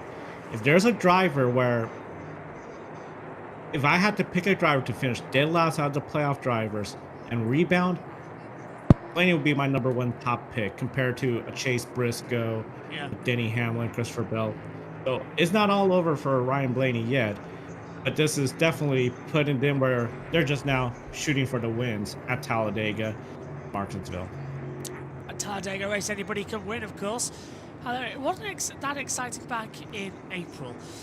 Now, the audio, when the USA team go to ad breaks, as now they come back, they turn off their main microphones and play one static microphone that is at the top of the main grandstand. So it is not the trackside audio that we usually have. So that's why at some point there's a few differences. Now they're back, you can hear it normally. This is South Point Casino, and Joe, they are sponsoring this race for another 2 years because, well, it's just so damn good, they said, for ticket revenue. If you haven't been to Vegas, Vegas is always evolving. I had the privilege through work to go to Vegas last March, and I just so happened to go to the race at the same time. If you're looking for a good value, good deal, South Point, not far from the Strip, good location, one of the better buffets out there. Because if you're on the Strip, you're getting nickel and dime for every little thing. You want a bottle of water? Oh, that's going to be $10. Never mind. I'll just get something cheaper out of the Strip. So, good to see that they got this partnership, and for the Las Vegas group, and especially Las Vegas in general, now it's such a sports destination. Actually, it's just going to continue evolving more and more. For Double File, it looks like we're coming to a restart with 4 to go in stage 1. Yeah, it's going to be nice, short and sweet then, JT. This should be quite fun because Byron needs to hold off Larson. Yep, it's Byron on the inside line, Larson on the outside line, then look to row 2, it's Briscoe and Elliott, then Hamlin and Reddick, Bell and Bubba Wallace behind, but the pace car will get ready to pull in towards pit road, and we will get ready to go with, I believe, 3 laps to go when we go green. Here we go, into the restart zone. The yellow will go to green. It has done now through the restart zone. And we go racing once more for the final 3 laps of stage 1 of the South Point 400. Good restart coming in from Byron. Now pulling back. Larson trying to attack with Briscoe. He's getting a little helping hand from Hamlin and Elliott further behind. Look at Joey Logano in the middle of the pack as well, trying to find his way through and hold on that 10th position. Coming up high. Bell's going up on the low line now. Gibbs coming in. Todd Gilliland's moving places, but so's Bubba Wallace. Bubba's made a fantastic restart. He's going to try and cut off in the mid and go into a roundabout 6th position and does so. Biggest on the improvement there from Bubba. A little bit of tyre smoke in the middle of the pack though, Joe, as they come in again. And they're really close as they come through 1 and 2. Yeah, I was definitely keeping my eye on the 3 wide battle where Logano's in the middle. Still 3 right back there. He is trying to get as many playoff points as possible. Bubba Wallace, 23-11. They're looking strong. side by side for second place, Kyle Larson, Chase Briscoe, William Byron. He has to be feeling pretty good as he's going to try to extend his advantage from 4 above the cut line to plus 14. Oh, bumping and balling in the mid-pack with 3 wide coming into it now as Bubba goes up high. Look at the 9 getting a little loose out of turn 2. Don't turn him round now. That's not going to work. Bell keeping it foot to the floor, down low, and now we've got Briscoe battling with Larson as they will come down the back straight. Bell's backed out a bit. He's now side by side with Reddick. Hamlin's gone off like a cannonball. He's trying to go right round the outside, but stage 1 of the South Point 400 will be won by the Daytona 500 winner. It's William Byron who wins stage 1 here on the 1.5 mile circuit, with Larson second, third for Briscoe, fourth Hamlin, fifth will be Elliott, Bubba Wallace in 6th, Bell 7th, Reddick 8th, Gibbs 9th, and Joey Logano holds off for that final point as we head back to the caution here at Las Vegas. Stage 1 complete then, only 1 caution, and now our second for stage break. So Christopher Bell dropped because Christopher Bell got into the side of Chase Elliott and that unsettled the car. Also, Denny Hamlin looks like he didn't get into gear again, and he absolutely fell back but still kept his position as he got a good restart. As we get now confirmation from the NASCAR officials, the final confirmation that Ryan Blaney is definitely out for the day. As well, we're playing fan cam with one of the USA cameras. We know what happened last time, don't we? Yeah. With the last time they played the Spot the Fan game with the cameras with the whole Santa reel, don't we? I'm glad about that, because do you remember when Fox did it really early on in the year and we had the young Hitler Youth comments as well? The young boy just fully doing on a Nazi salute in the grandstands and his mum cheering him on. I was like, that was so sickening to me as well. Surprised Fox decided to air that, because it wasn't like he saw he was on camera then did it. Fox aired it because he was doing it the whole time. It's quite frightening actually coming into it. Still, that's the way they go. Actually, I think it'll be time ready, JT, for a new poll. I want to know people's opinion while we're in this stage break. Who has been the best broadcaster this year? You're going to say Prime probably, but has it been Fox, Prime, TNT, or what is NBC, which is the whole USA team? How many is that? Because we can only do 4 max. It is 4. Okay, so Fox, Prime, TNT, NBC. No, Fox, Prime, TNT, NBC. I would say we're not vain, but if you want to throw JB Motorsports into that mix as well, you can do. I can't. No, but we're not vain. Because it's max of 4. Yeah, we're not Best vain. NASCAR broadcaster this year.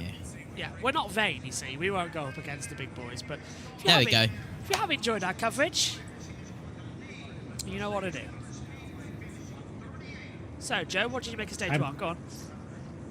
I think it's going to be Prime for the poll. As for stage 1 itself, played out, I think, like a lot of people anticipated, rather calm, straightforward. You had the green flag pit stop, the tire blowing on Ryan Blaney.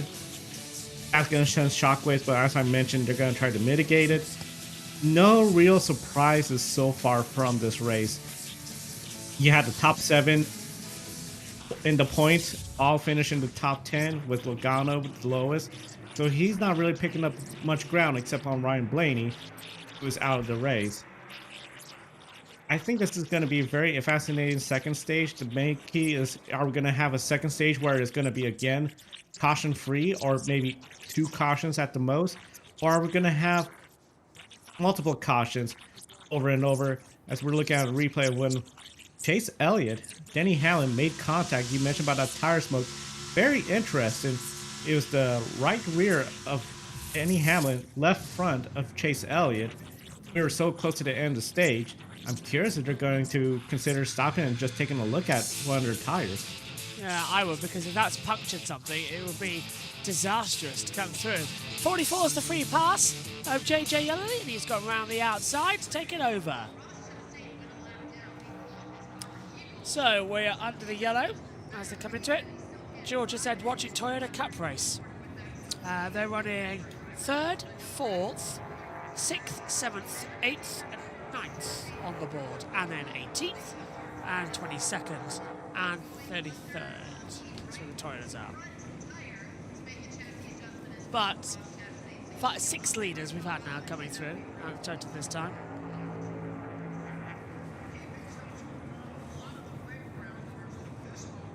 Could be worse. What have you made of stage 1, JT? As we prep for stage 2, they're sweeping the track, even though they've only just done it after that last caution. Yep, but well, that is NASCAR. Where is the GR Cup? Weren't they at? I don't think they were at Road Atlanta, were they? Let me get the schedule. Don't know what you're on about, or who you're looking for.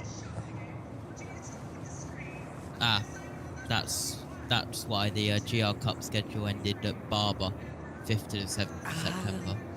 I know the GT Cup ended today at Snetterton. That's all I can tell you about that. Yep. He's so fed up of me talking about things. He's yeah. Yep. Yeah. Anyone who doesn't say Prime is a bot, says Kirkland as well coming into it.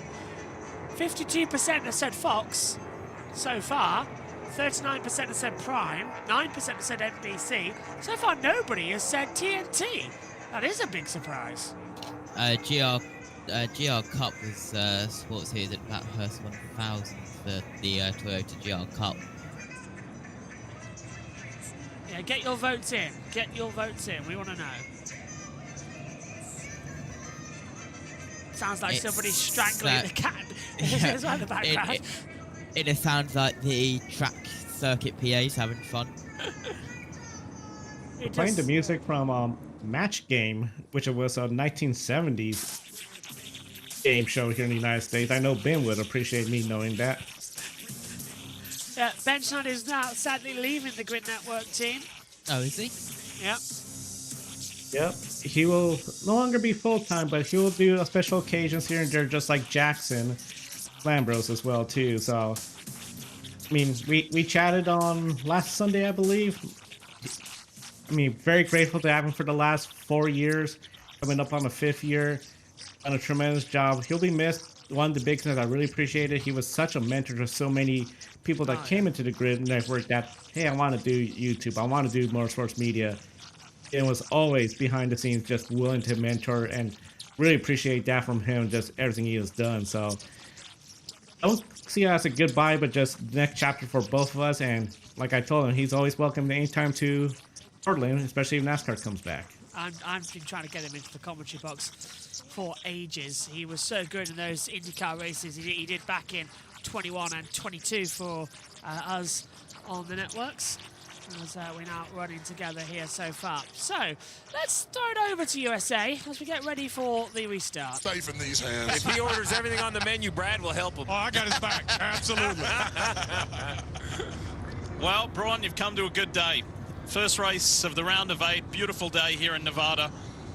And we're just getting the field caught up, organizing the field, and we will rip into stage 2.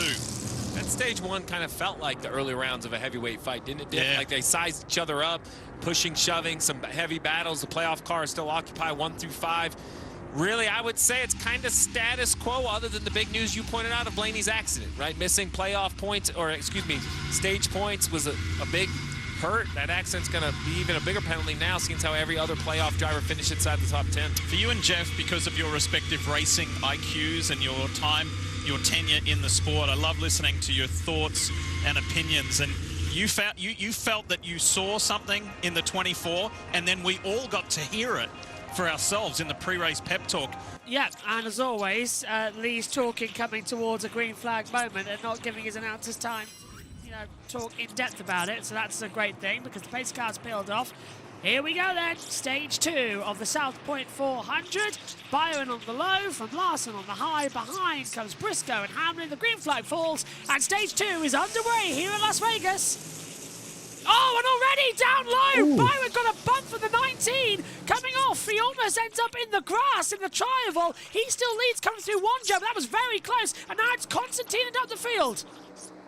Yeah, very close call. Amazing. He's still losing all that momentum. He never let off the gas. But here comes Briscoe on the inside. They're going to be 3 wide. Looks like now for second because Kyle Larson just took in the lead, taking advantage of that situation from the restart. Larson, Briscoe, here's the replay, Josh. So he's coming down low. He's going to get a bump from the 19, or does it come from... No, it comes definitely from the 19. Both below the cut line. But yeah, just a little nerf. They were both going, but it almost looks like Joe, he just doesn't accelerate away, like he almost misses a gear. I'm really curious. It could be a case where Briscoe just timed it a little better and decided, I'm going to go on the inside. Same time, we saw Byron, I'm going to try to block. Just barely touched. It looked a lot less extreme from the overhead compared to the first angle, which was from ground level. And now you can see Byron battling for third place. Denny Hamlin on the outside trying to get in. So very curious if that just, again, the dirty air, you need that clean air. He's going to start falling towards the back if he does not have a car that's going to handle well in the dirty air. He's desperately trying to shoot past Hamlin and sort of lifted off to defend from Bubba Wallace. He's taking such more speed, JT, though, to try and catch back up to Briscoe. And Kyle Larson is now leading the race at the front here. Larson looking good at Vegas in that special livery at the front of the field. Yep, look, 90 of 267. We've had 2 cautions for 10 laps and 7 lead changes. Back in the mid-pack, we've got 6 cars battling it out together, 3 wide, 2 rows deep. We had momentarily now in towards turn 3, still 3 wide. This is the 6th getting involved in the middle of that 3 wide. 43 got loose there coming out of the back stretch as well. It almost went into the wall, and a couple of them now all concertinaing up. I can't explain it. It's like there's a gust of wind come from somewhere, Joe. It's blowing the cars around at the wrong time through the apex. And there, Chastain threading the Avenida between the 48 and the 3, but not having the traction down the back straight. You bring up a good point about the wind. As I mentioned, the mountains in Las Vegas, they are along the backstretch. So if that wind's coming towards the direction from turn 1, 2, or 3 or 4, there's really nothing stopping them besides concrete walls, some fencing, the signage. But it does get gusty out there occasionally. So that could be something that it does change the handling the car as Chase Briscoe again to the back bumper, making the pass on the inside. William Byron, he wants second place back. And Denny Hamlin is enjoying a great view of this battle. Larson leads from Byron, Briscoe, Hamlin, Wallace, Elliott, Reddick, Gibbs, Logano, Bell, the top 10. We've got 7 of the 8 cars inside the top 10 that are part of the playoffs. We've lost one already. That's Ryan Blaney, who caused the first caution of the day. But now we've got a battle up front because we've got Byron going high to try and get through on Briscoe. Hamlin's right behind them. Byron takes second position back, and now Hamlin switches down low, cuts below the solid line through the triangle section, trying to jump ahead of Briscoe, and will do it through 1 and 2. No longer the Stage 2 podcast, JT. This is absolutely nuts because now Byron's losing out traction. Larson's at the front, towing them all along, not getting any trouble. Absolutely, Briscoe, will he look down to the inside line? He thinks about it, but isn't close enough to start to make that move. Further back, I saw Vedek trying to go up the inside of Bubba Wallace. Don't know if he made that move. No, he didn't, as Bubba Wallace is still in front, you just see. But now back in front, here comes Briscoe. He's got the charge. He's now side by side down the back stretch with Byron for second place. Briscoe on the inside. He should be able to take this one with ease, Joe, because Byron can't really survive on that high line for too long. He's giving it his all, he's gumption, but there's a lot of traction there. He's done it. That surprised me. I was going to say that he couldn't handle it coming into the tri-oval. Yeah, that was a bit of a surprise, but looking at that, it looked like Briscoe's car was just pushing a little bit to the outside. It was getting closer and closer to Byron. He let off the gas. That allowed Byron to get around. Last thing you want to do is to make contact, especially with that rear corner. You're just going to spin out the car ahead of you. So let's see what happens as they enter turn 3 and 4 now. Both of them, all 3 of the top 3 are going to the inside. There's Briscoe again, just moving up a little bit more than the other two. So I'm curious if maybe he has a little bit of a tight condition. Oh, hello, this is Elliott now joining in from 5th position. He's on the back of Hamlin as well. So we've got a 5-way fight for the battle here at the front of the pack today. All 5 as well are in the NASCAR playoff standings of the round of 8. So Logano needs to hurry up here and get himself in it. So does Christopher Bell. Surprised that Bell is the lowest runner in that mix as things stand. Still puts him 5th overall in points on 4,058. So he's still in it at the moment, according to the live points as they run. But of course, you've got to count that in with Byron, who'll win with coming into it. It's just very hard to calculate coming through for the round of 8. But so far, Larson doing exactly what he needs to do. He'll take the lead as well on 481 and advance to Phoenix as a race winner. But this is only 18 of 85 of stage 2. We have 169 laps to go here. We're lapping at around about 30 seconds per pace. So just half the distance that's remaining.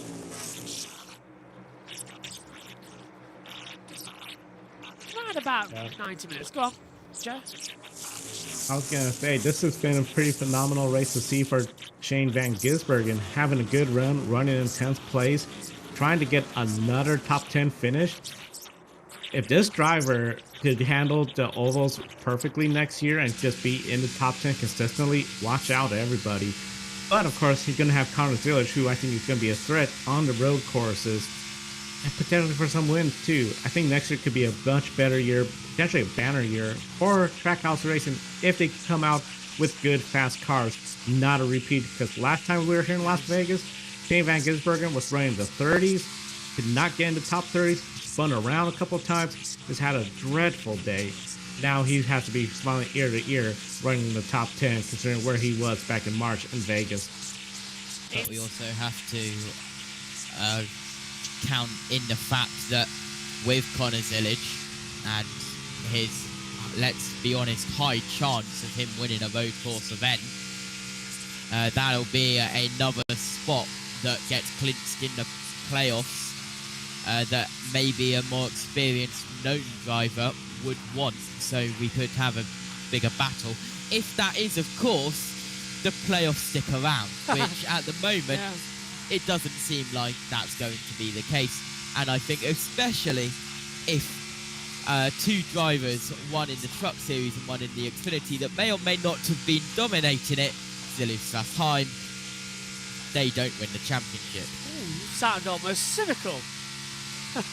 I would say, if I had to make a bet, I'm putting money that there's going to be some change in the playoff system. I think from Steve O'Donnell's comments on how it lacks building character up, and it's like, well, yeah, you have 16 people. That's a lot. I think there's going to be some sort of change. I would be shocked if we go back to the 36-point race system. I would be shocked. I would like it, but I don't think it will happen. It's going to be some sort of hybrid. I'm thinking we have 12. The final round be 4 races between 4 drivers, or 3 races between the 4 drivers. So just something where it's not just when you're in, when you advance, and one race determines it all. I don't like that. I've never liked the championship race, to be fair. I think, yeah. Thomas says, getting far today for me in good old UK. No, guys, good night. Hopefully you have a great race. We are going till 2 a.m. here in the UK.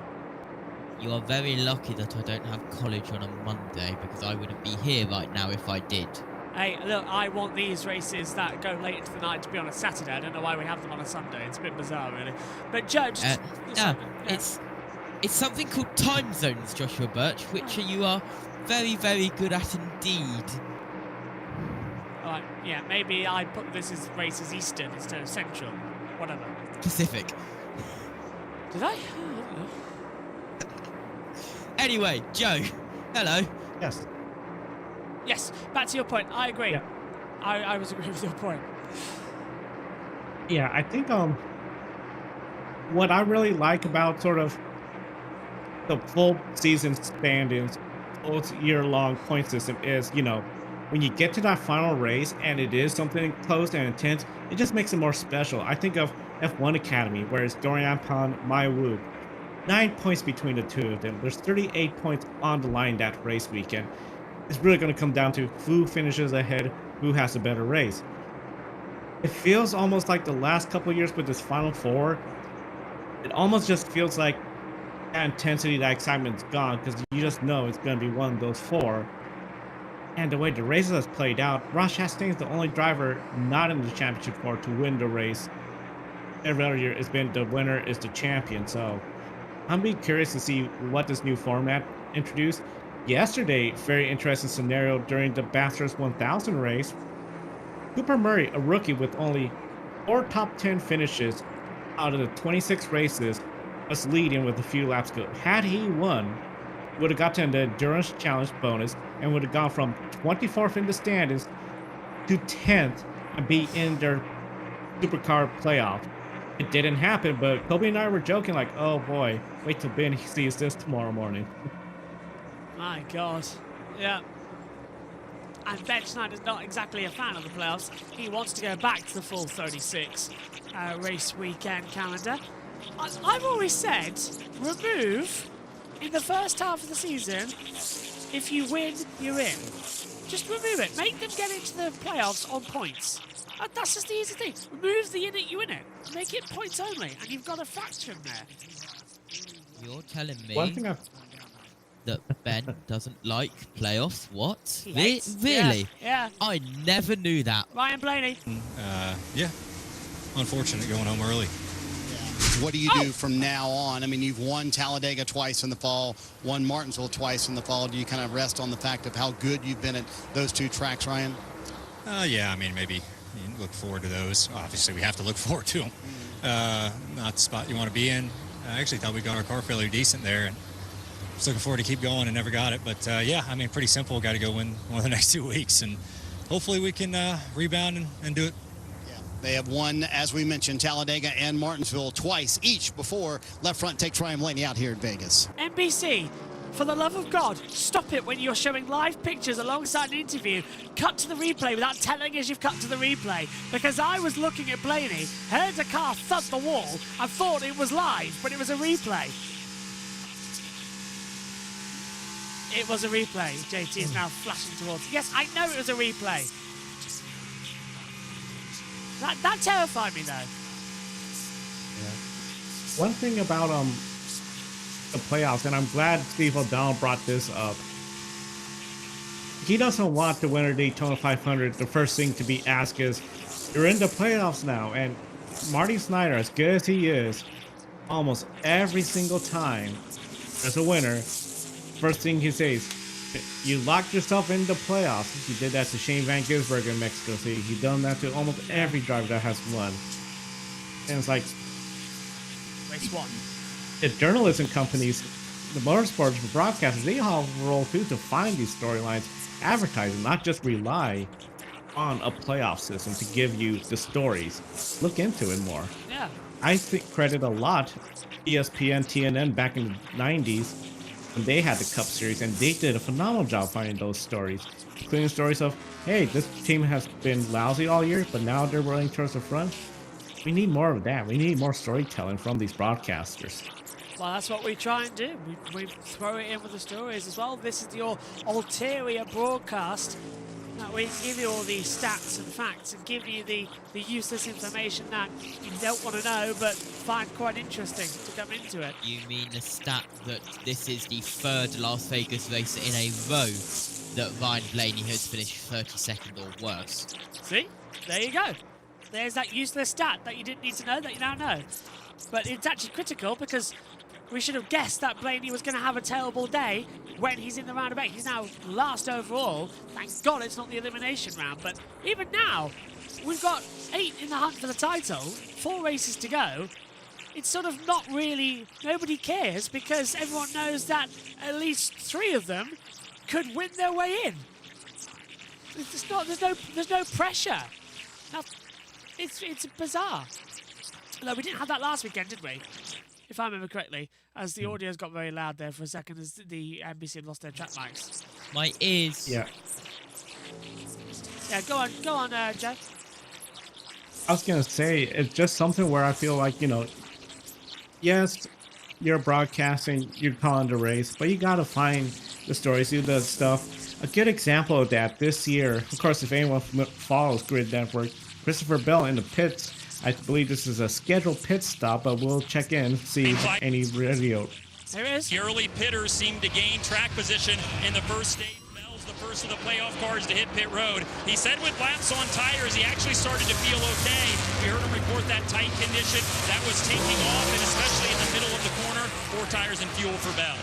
More coming in, more coming in. I think he's kind of forced as the rear-running playoff car. He has to try to flip the advantage somehow. That's why Bell was the first to pit road. We now see the 11 and the 19 side by side with the 11 who's running the bottom come to pit road. That would be the lane you're looking for. Will he chase his teammate? He will not. Wide open in the gas on corner exit, has momentum. Yeah, it's the green flag cycle. Some more coming through the pit lane now, so it's broken it coming in with, what was it? Barely into this stage. 38 laps in. Coming in at halfway, ready for the stop cycle to come in.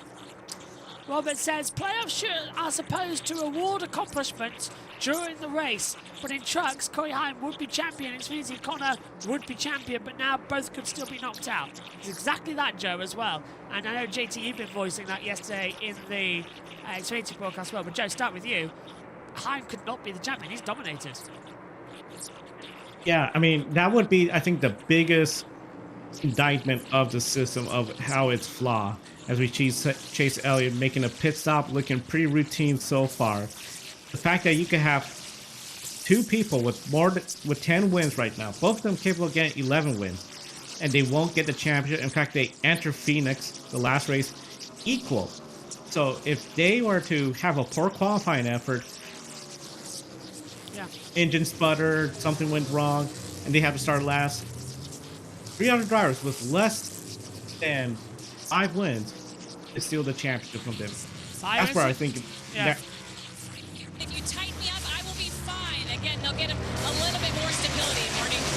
Chase Briscoe coming down pit road on the last stop. Remember, they had that rough stop earlier in the day. On the last stop, though, they gained 2 spots. See if they can have a cleaner green flag stop here for the 19. Briscoe saying, I just need a little bit more right rear grip. Meanwhile, Joey Logano said, I'm back where I need to be, but I need the front to work just a little bit more for me, Dylan. About 13 laps ago, Kyle Larson came on the radio and said, I'm losing the right front. I can feel it burning off. No major concern. They knew this was about when they were going to pit. They will make another chassis adjustment here just to try to help that. Adjustments every stop for the race leader. They'll go around and change left side to make it a 4-tire stop and fuel for the 5. Ryan, go on. We've got another penalty, JB, and it is for a playoff driver.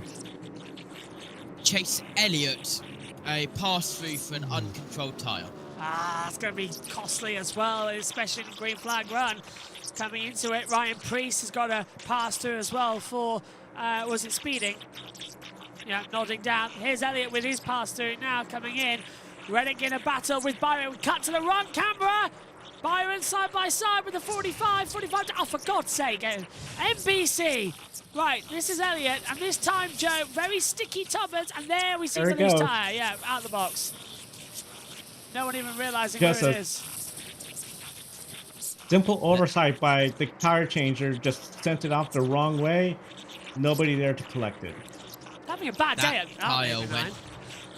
Hey, bye. Just another day.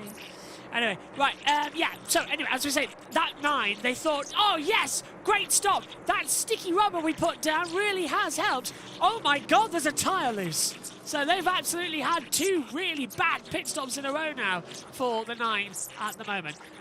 Just to answer Jason Hutt's comment, is this a video game on Max 64? No, this is live, but it's the driver tracker. So that's the driver tracker that's going around on the circuit right now. The blue driver, that's your leader, time in town, everything. And we're here to prove it. Hello. All here, commentating on the race. As the cycle of pit stops now look complete, we'll go back to our main battle screen. My iPad falls over. What do you think though, JT? So far so good in this one. That sounded like a lantern breaking in Minecraft. My iPad just dropped on the table. Not your iPad. That was a very Minecraft breaking noise-like sound. But Well, back in the lead, Bubba Wallace now takes and cycles to the lead as Carson Hocevar goes down into the pit road. Also, Bubba Wallace now heads down pit road. That means Cole Custer will take to the lead, unless if he pits as well, then Carl Larson will cycle back to the lead, as you can see on your timing monitors. Pit road. Time down pit road that it was turning a little bit too well. We'll see what they do here. They'll at least change 4 tires for sure. That fuel doesn't look like a chassis adjustment, so maybe just air pressure, if anything, on the 23. What was old boy about? Curious, maybe somebody had a loose tire or something that almost rolled. So that got stuck. Go on, Joe. And oh boy, it's not like somebody, you know, trying to get the attention of somebody on pit road, like, hey, are you getting loose or something? Kim. Oh, here's that stop again, Stevie. Pass. Yeah, so check this out. Go. Pass through for speed in Bubba Wallace. Oh. 34 crew member. You know, it's in his box at this point. He stops it. Here's another great look at it. So right here it'd be okay, but look, it just keeps going, keeps going. So it's more than half a pit stall away. Another crew member needs to stop it. And here's the theory. If he doesn't stop it, it just keeps going, right? It's got to be 2-3 pit stalls away. Alan comes down, talking to Nick Odell, long-time tire changer. My man has seen it all. That's nice, actually. Just a little bit of that's okay. But will there be suspensions, Joe? I don't know. Traditionally, no, especially something as minor as that. Remember, if you lose a tire in pit road, especially if you didn't get the lug nuts on, that's a different penalty compared to on track. The reason why we get those suspensions on track is just because we want to avoid a tire getting loose and potentially risking the chance of going over the catch wall or damaging another car. So it's just going to be one of those deals. You got to shake it off. We still got plenty of pit stops and plenty of time to recover in this race. Bob Pockcrass has tweeted this, saying about the rules: NASCAR considers a tyre wheel controlled when all the following are met. 1, no safety issues. For example, tyre and wheel does not roll into the traffic lanes of pit road.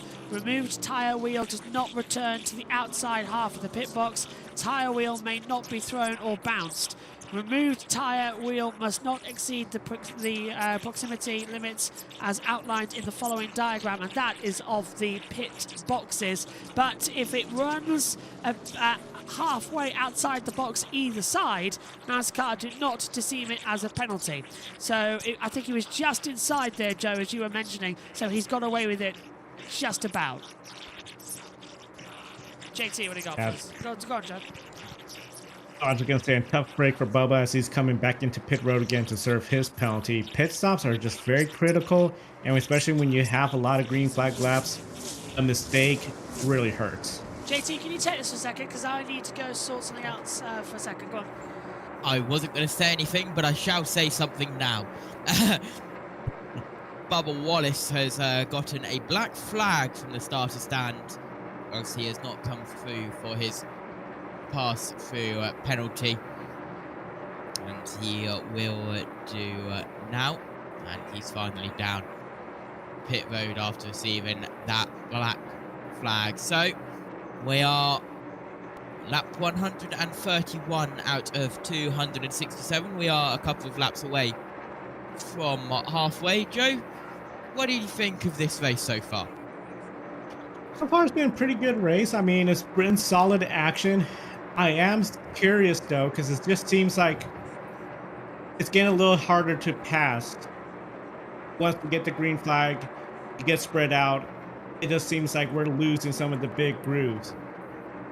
You got to work on them, and we've always known that's been the case with Las Vegas. Just a little bit more narrow, the track's more abrasive. So overall, I'm a little bit surprised in that aspect. The fact that we've had such a solid green flag run, I mean, really, if it wasn't for Ryan Blaney's tire, we'd still be caution-free, besides the stage break. Well, I anticipate, since we have about, looks like about 32 laps to go in this stage, it's just, again, taking care of your tires. But if you see somebody that, you know what, if we could force another round of pit stops, especially under green, yeah, let's make that undercut and just see what we can do. Paul Wolf And number 22, they might look into something like that because they know they have to be creative, because out of the playoff drivers, they're the lowest one in the top 10. They're not gaining ground on everybody besides Ryan Blaney. Chase. Go on. Hello, JB. Welcome back. Hello. I was going to say, I can hear the truck announcer still in my ear. That woman deserves a pay rise. She's having a cracking time in the booth today. Whew, it's a long run. Still, not too bad, not too shabby either. So, what do we think then as we have 31 to go of this stage, as we welcome back viewers on USA? JT?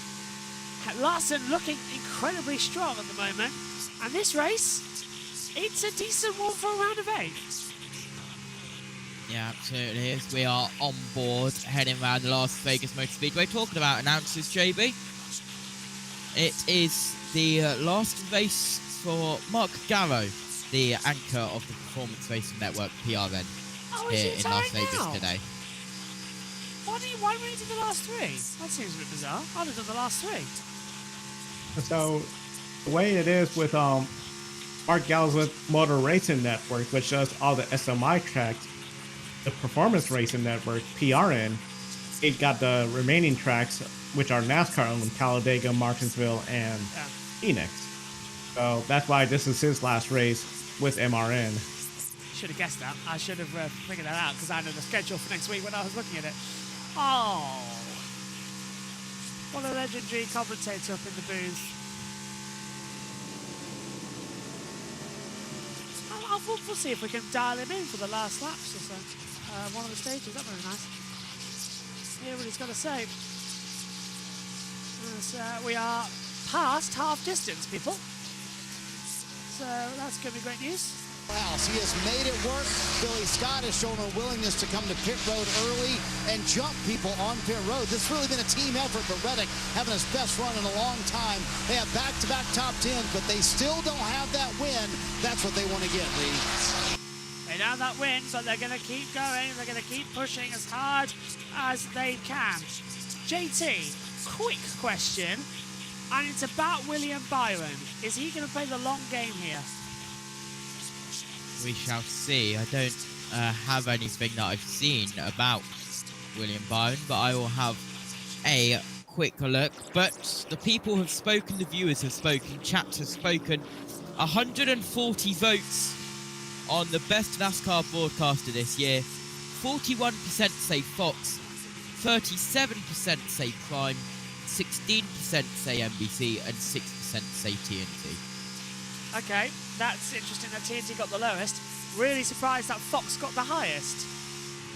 That was really surprising. Okay, next one, that's coming up for all 1,218 of you to battle about in the comments. Should NASCAR keep the playoffs? Yes? No? So there you go. And side by side now we see Elliott battling with the 45 of Tyler Reddick. And this is over down there as well. Elliott's down in 29th position at the moment. So it's lap traffic battling that they're having to deal with at the moment. After getting his speeding penalty. As they push through again. Joe, I'm liking this race so far because it is quite a mind twister. It's not giving what we were expecting. Larson's coming out of this one smelling of roses, and Byron, who said after Kansas, we've learnt a lot, he's proving they really have learnt a lot. They're getting better and better, so I mean, kudos to them for that. This race overall, I mean, this is the kind of race I think really the teams wanted. It's a race where they are in control of their destiny. It's not Talladega where you're at the mercy of the big one happening and where you are in the big pack. It's not Martinsville where you're going to be at the mercy of, if your car's not fast enough, somebody's just going to push you out of the way. Regardless of your playoff or not, they just want to get that position. And the beating and banging there, tempers will flare. But this is really the race where I think the drivers are just focusing on what they need to do because they know this is the best opportunity, best control they have of trying to win this race. I love what Bob says here. If you can't afford or aren't able to stream, then Fox would win. Fair point. However, I think they still had quite a good run, Brian. I'm looking forward to where they go. Where's Joey Logano? Logano's running in 8th position at the moment on the board. Minus 25 in the playoffs on the cut line. So he's 6th. As it stands, Briscoe minus 1, Logano minus 25, Blaney minus 31, Elliott minus 33. Larson, the leader, he'll advance. Byron plus 19, Hamlin plus 18, Bell plus 1. So that's getting quite close at the moment. And Joe, this is what we're on about. Bell, who at the start of the year, so dominant, now is at the risk of being cut off. Yeah, that's the thing. The playoffs, you do have to, especially when you get to the round, they get the wins because they all came in single digits, really, besides some of the ones in the very bottom. But you're looking at it, Chase Elliott, minus 33 right now. He's behind Ryan Blaney at minus 31. Now, Chase Elliott still on track, still has the potential. Logano, minus 25. He has not improved. Yeah, he's gaining a point, but you got to go for those wins. Briscoe, minus 1 ahead of behind Bell at plus 1. It is just so close. Every single position counts. I mean, it's just, this is the intensity of the round of 8. I feel the round of 8 sometimes the best round because this is where it gets really intense. You have to get those wins compared to the round of 16. I mean, it just almost feels like we're sort of just paying too much attention to drivers 16th, 15th, 14th, 13th that really are not going to be championship contenders. No, I'm with you on that because they are struggling, and even more struggling at the moment. There's Logano on the back of Bell as Riley Herbst battling with the 42, and you know what that means, everybody. It's hold on to your hats times. There's about to be a caution as they go side by side with each other down the back stretch. Was that harsh, GT? I don't know. That felt a bit harsh from me.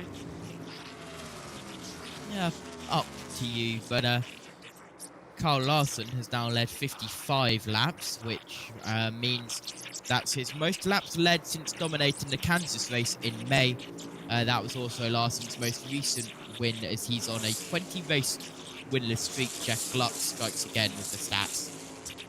What amazing stats Jeff is having today with us here in the commentary. We haven't mentioned NASCAR Chasm today. Should we be concerned? Yeah, let's mention him quick. And I want to say, by the way, NASCAR Chasm was very emotional last time out at the Roval, as several of the NASCAR teams paid tribute to his wife, who has been battling breast cancer quite throughout the month. And of course, next week at the Circuit of the Americas in Formula One, it is Breast Cancer Awareness Week, and the F1 will be marking that race as well.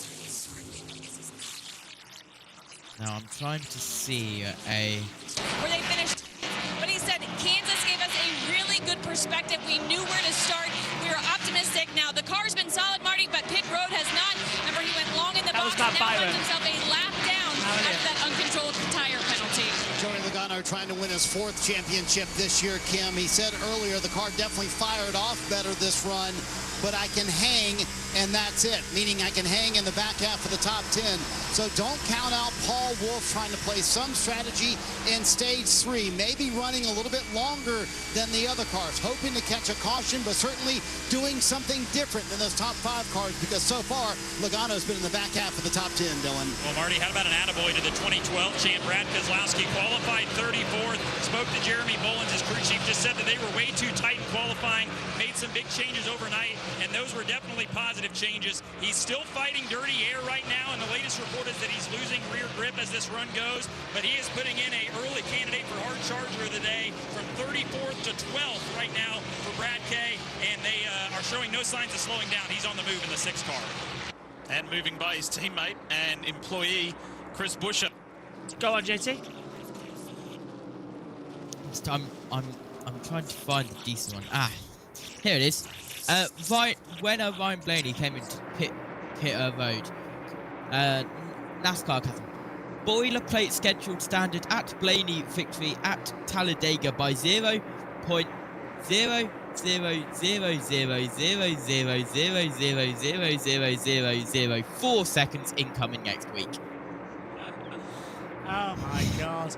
Because Blaney does indeed have a history of winning races by the smallest of margins. He does. Just a reminder that next week JT will still be on the broadcast, but I will not be here.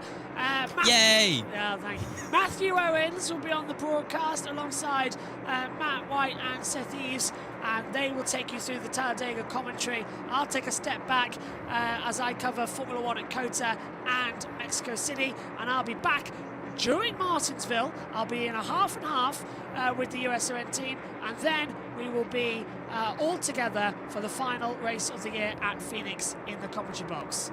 So this is my last one for a week. I won't be in Talladega at all. And if you want to know where all of the sleep is going in the next couple of weeks of build-up, it's going into editing the 2-hour pre-show we have ready for Phoenix. Make sure to join us for that. That's going to be a lot of fun, and thank you a lot for that, JB. That was greatly appreciated. Back on track, Reddick and the 34 getting involved, the 45 and the 34. This is down looking at the board. Yeah. Well, we've got Tyler Reddick and this down in second, and then of course the 34 of Todd Gilliland in 26. That is lapped traffic getting involved, but we are 10 laps to go in stage 2, and we are now counting down the laps as Chase Elliott now getting past Todd Gilliland. Yeah, so next week, will we have track noise next week, JT? Should do. Should do. If it works. Yeah, we'll test it before we go on, but it should be all good for that one. Joe Samiego, what have you got coming up on the Grid Network while we're in this little bit of a lull? So we're going to have our wrap-up show. It's going to be a little sooner than the 90 minutes just because of the time zone difference in the West Coast. We're going to recap what happens here in Las Vegas. The Bathurst 1000, the race of the year, and their new playoff system that starts up. Plus IMSA Petit Le Mans on the Grid Network. Tomorrow, Grid Encore, Ben and Brandon. Xfinity Series, ARCA Series recap. Toby and the gang from Grid Tonight. They'll be there. I know you won't be there, but they'll recap on the latest news and motorsports around the world. So, busy week as usual, and we just posted our new Women Motorsports program. Yeah, I will be there this week. I'm not there next week. Oh, next week. Okay, sounds good. Yeah, so it's this coming Wednesday I'm there, but it's the following Wednesday I'm not because I'm away. So I'm here this week, but not the week after. As a heads up, because I don't think my girlfriend's family would appreciate me doing a show at 10:30 to midnight as well. That might not be the best idea to come into it as well, especially the first time meeting them as well. I can say that because Nina's currently asleep, and yeah. You are away. Yes. You're. Why you are is you're. Do not get me started with the friends lines. 6 to go. Yes. Still. Carl Larson has been quiet out in the front, and I've said it now, and if anything happens to him, please do not write to me on a postcard. Here's No. Joey Logano side by side with Bowman. This is finally for position. No, but if you want his exact location... I have it. 2 can play that game. There you are. Wow. Thanks for that one. He's 100 and... How many miles away from me? 184. That's a long way. Still, the battle brewing with 4 to go. Larson has been quiet. I've got to admit Good luck that. now, Birch. Why, what have you Try done? again. Have you just turned it off? Oh, Dalek, he's turned it off. Switch it back on. Do you know how handy that is? Me and JT go trackside together an awful lot. Always have your location on. The amount of times it's come Because handy. if course, if Joshua Burts decides now is a good time to nearly die at a racetrack, you know where he is. That's happened so many times, it's not even a joke anymore. 3 to go in stage 2. I think Joe as well, everyone's just settling in. Tyres have worn down. They all need a changeover. Yep, so in this stage break, they're going to be making pit stops. It's going to be very important to have a good, clean pit stop. From there, there's going to be the next stage, the longest stage. You're going to be looking at one stop for tires, a second one, but then the question is, do we have cautions? How did that extend the fuel length? So really, the goal of this next stage break, get a good tire, pit stop, fill it up with fuel. Don't lose any positions. You can make up positions, great, but if you could not lose positions, that would be even better. Because at the end of the day, this could be the stage, and this has been a trend throughout 2025. This last stage will have the most cautions, and I think that's going to happen here. Oh, the curse of the commentator from Joe Samaniego. But Kyle Larson in this beautiful black and gold livery. For Hendricks, he's going to take it to the top at the last corner. Stage 2 of the South Point 400 is won in fashion and style by Kyle Larson. He takes the green checkered flag as over the line will come Reddick, Byron, Hamlin, Briscoe, Bell, Gibbs, Bowman, Logano and Hocevar for the top 10. And now the caution comes out, the yellow is deployed, and stage 2 is complete. We now enter 102 to go, and the final stage is underway. Now arguably, Joe, we call it the longest stage, but once we get all the caution underway, it's around about 91 laps, 90 laps. It's only 5 more, but that is critical as the tyre wear and the fuel comes into factor. Yeah, tire wear, the fuel is going to be a factor too. Let's see, there's going to be a drastic change as the sun continues to set over in Las Vegas. We are in the fall time, as you can see the sun. It's going to fall behind the grandstand, so that's going to bring in more shade. So there's going to be a lot of factors for the crew chiefs to be changing and following this, how the car's following. So I'm pretty excited to see some of the drivers, especially when you look at Chase Briscoe, 5th place. A lot of people critical of how James Small, the crew chief, cannot adapt the car to changing conditions. This is opportunity. You can even see they got the lights on at Las Vegas Motor Speedway, and turn 1 and turn 2 is almost completely shaded in. So there's going to be changes to the track conditions. Yeah, this is going to get quite tasty, JT, in a few moments' time, because we should end with lights, but as you know, Joe said, it is going to start getting dark soon. That cloud cover. Which is non-existent at the moment, but that cloud's coming in as we see from the other angle. You know, if you're watching along with this thinking how balmy, there is clouds blowing in. We just see over the mountains. Yep, and some people could say the clouds will be coming round the mountain. They'll be coming round the mountain when she comes, they'll be coming round the mountain. Go on. Please no. No, it's Happy Monday, by the way, anyone in the UK and anyone who is in front of the UK. And well, if your name is Jake Sanson, well, good morning, because he'll probably be waking up around this time. Give him a call, see if he wants to get in the box. Nah, he's in Bahrain. Or he's either in Bahrain or he's on a flight to Le Mans. Why is he going to Le Mans? Karting.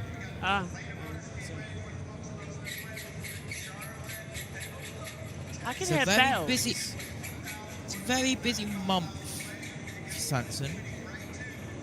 It's a very busy Las Vegas Motor Speedway. It's, you know, there's bells are ringing.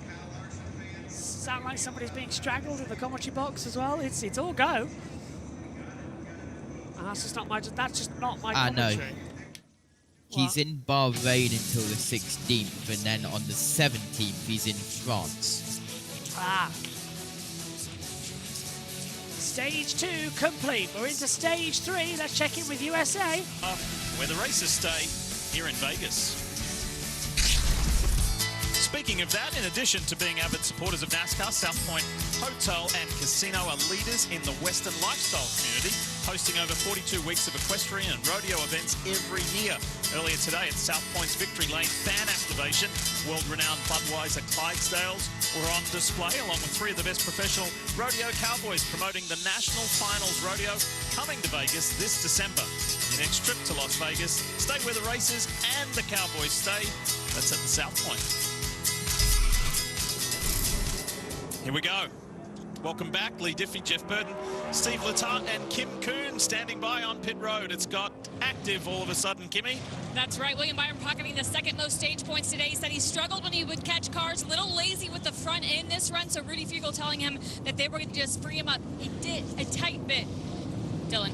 Kyle Larson, middle of the screen, still has been tight and sliding the front tires. Cliff Daniels said we've got to keep being aggressive, freeing it up. They're planning 2 stops ahead with their next adjustment. The first adjustment, something Kyle could do in the car, Marty. Best long run speed of the day for Denny Hamlin. He said the car is certainly a lot better. Then he told Chris Gale, you need a better driver just a little bit because I'm just not timing things very well. Speaking of timing, timely pit stop for the 11 months. They gain a spot here on pit road, Lee.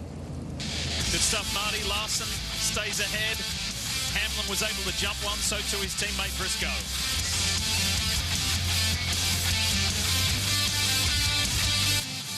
Quite a stage we've got lining up then with this one.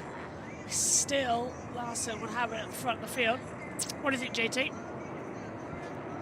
Well, I can tell you that the points as they run after stage 2 is Larson leading, Byron plus 19, Hamlin plus 18, Bell plus 3, then below the cut line, Briscoe minus 3, Logano minus 29, Elliott minus 32, and Blaney minus 33. Interesting.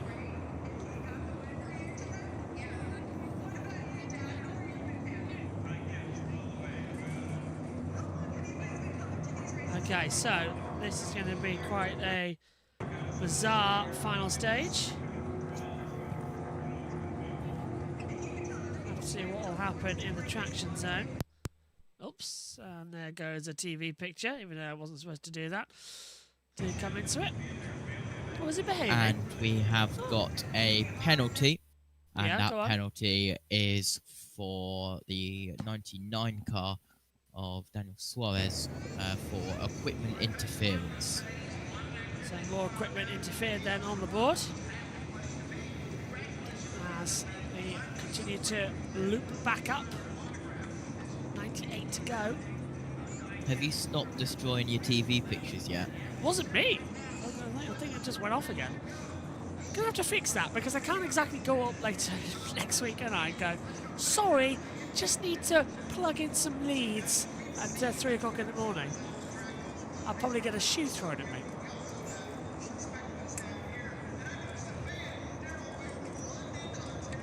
JT's just completely corpsed now, live on air. I wouldn't say corpse, no. I haven't done a Sanson.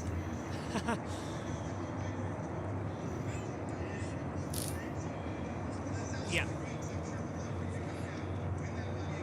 Still all running to go. Let's check out the USA. Love Pro, the best women's professional volleyball, is coming to USA Network. The league features several gold and Olympic silver medalists from the US and Division I collegiate national champions, and will look to build on a successful inaugural season in 2025. USA Network coverage will be on Wednesday in prime time, starting January 14th at 8 p.m. Eastern, and leads all the way to the championship match in April. What an afternoon here in Vegas. Beautiful weather, ideal to go racing. How the table's been treating you this week, Stevie? Well, fun. Well, had a great time. Well, pause, fun. The city's so much fun. There's always so much to do, and I think that's really the point, right? It's just a great race. Fans all the time say, hey, what race should you go to?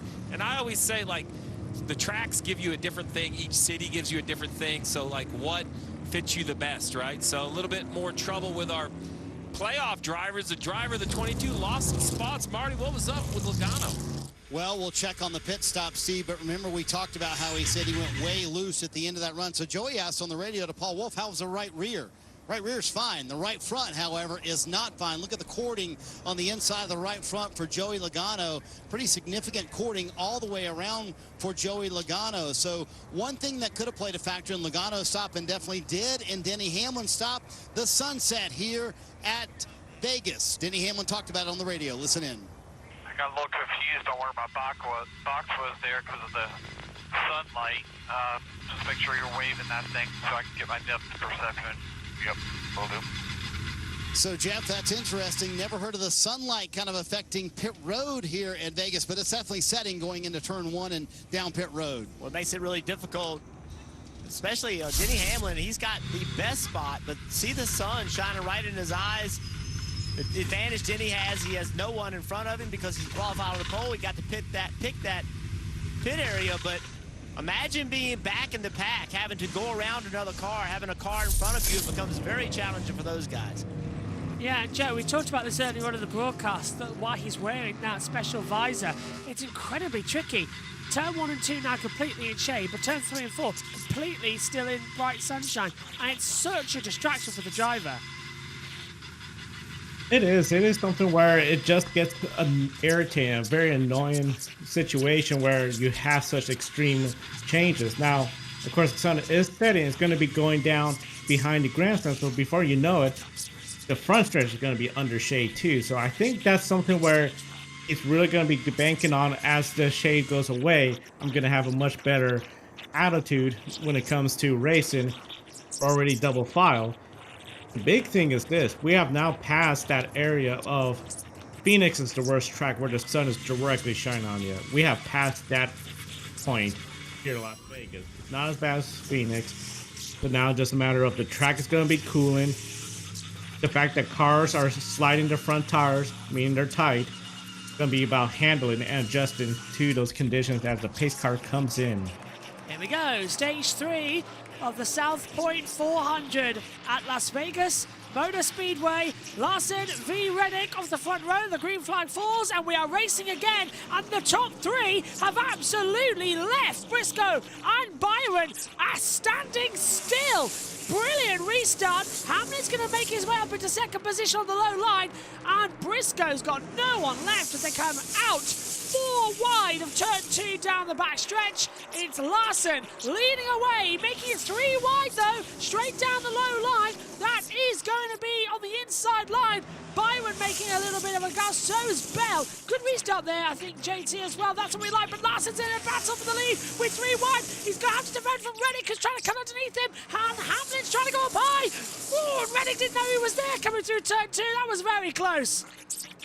Very close indeed. Round the outside, we go for the lead. He cannot get it, but now down the inside, battle for third. We are 3 wide as Byron goes to the inside of Bell, who is on the inside of Hamlin. So it's Byron, Bell and Hamlin who are 3 wide for third place. They were, but it's Bell who moves from 5th to 3rd after that 3 wide battle. Yeah, and Joe Hamlin being touched by Bell a little bit as well as they came through as the backstretch. Briscoe's dropped down to 6th. What have you made of it? Because now look at Reddick, he's all over the back of Larson.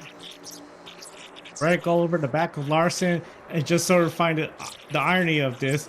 A few weeks ago, Denny Hamlin saying, I'm not an owner, I'm just a race car driver, showing no mercy for what he did to Bubba Wallace. Now Tyler Reddick, hey, I'm just an employee. I got to go out there and win for my team. Move the owner out of the way. Now everyone's single file. I think it's going to be a matter of can Tyler Reddick put himself in a position to make the move as he looks on the high side of Kyle Larson. Elliott's not getting any traction. He's trying to tow off the back of the 43. Now we're seeing Chastain slicing through the field. He moves to the inside low line of the 43. Can't get up to the 60 though. Coming in of Ryan Preece at the moment. What a brilliant getaway as we start this third stage. We'll open up our battle screen now with all the information for you as this race continues to wrap on as Elliott goes down that low line. 42 battling with the 60. Battle for the lead still going on between Larson, Reddick and now Bell in that mix, JT. As, well, this is going to get feisty with only 91 laps to go. Yep, battle for the lead, and we're looking at Chase Elliott, who has got Eric Jones on his outside, while Chastain just behind. This is Elliott trying to gain that position. which he very nearly does, but Eric Jones around the outside keeps that position, but here comes Ross Chastain, who's on the back of that Napa Auto Parts Chevrolet. Chastain started this race from the back of the grid. He's now moved up into 24th position, made that 23rd as he steams around the outside of Elliott. Joe, Elliott's like he's got no pace at all. Once that toe drops him, he's got nothing in that car. Yeah, it just seems like his car is really struggling out there. Ever since that pit stop and that penalty, it just seems like he just cannot seem to make forward progress. Working on the inside, but it just seems like he's just stuck. He does not have the capability of working his way towards the front, as we should see right there. He tried to make it 3 wide, but as they entered the corner, he had nothing for Chastain. Might get around Eric Jones, who just went a little too high, had to back off the throttle. Yep, they all just disappear right in front as we now get the lead at the front, as well as here comes Bell moving down the low line below the apron in the triangle to try and get ahead of Reddick, as Elliott to the low line of Chastain. No traction gain through 1 and 2, I'm afraid. You're stuck with it, but can Byron sweep round the outside of Reddick? No, he's going to swap back to the inside. Byron low into 3, gets it. Reddick's going to back off. Paul Wolf, it was slow on the right rear for Logano, who restarted 16th, fell back actually a couple spots. Now he's gained back up to 16th. But Steve, you got to believe this might force Paul Wolf's hand to try something, anything here in stage 3 to get his driver back into the top 10. Yeah, I just don't know what opportunity you're going to have, because at the front of the field, it is absolute time to go. We are seeing great battles for second, for fourth between Bell and Hamlin right here. Larson leads, but barely. He's just out front of his teammate, the 24 of Byron. It's very close, JT, this battle here today, isn't it, as well? That's what we like to see, but it's getting more and more dangerous. Yeah, it is very close. Here comes Christopher Bell looking to get past Denny Hamlin.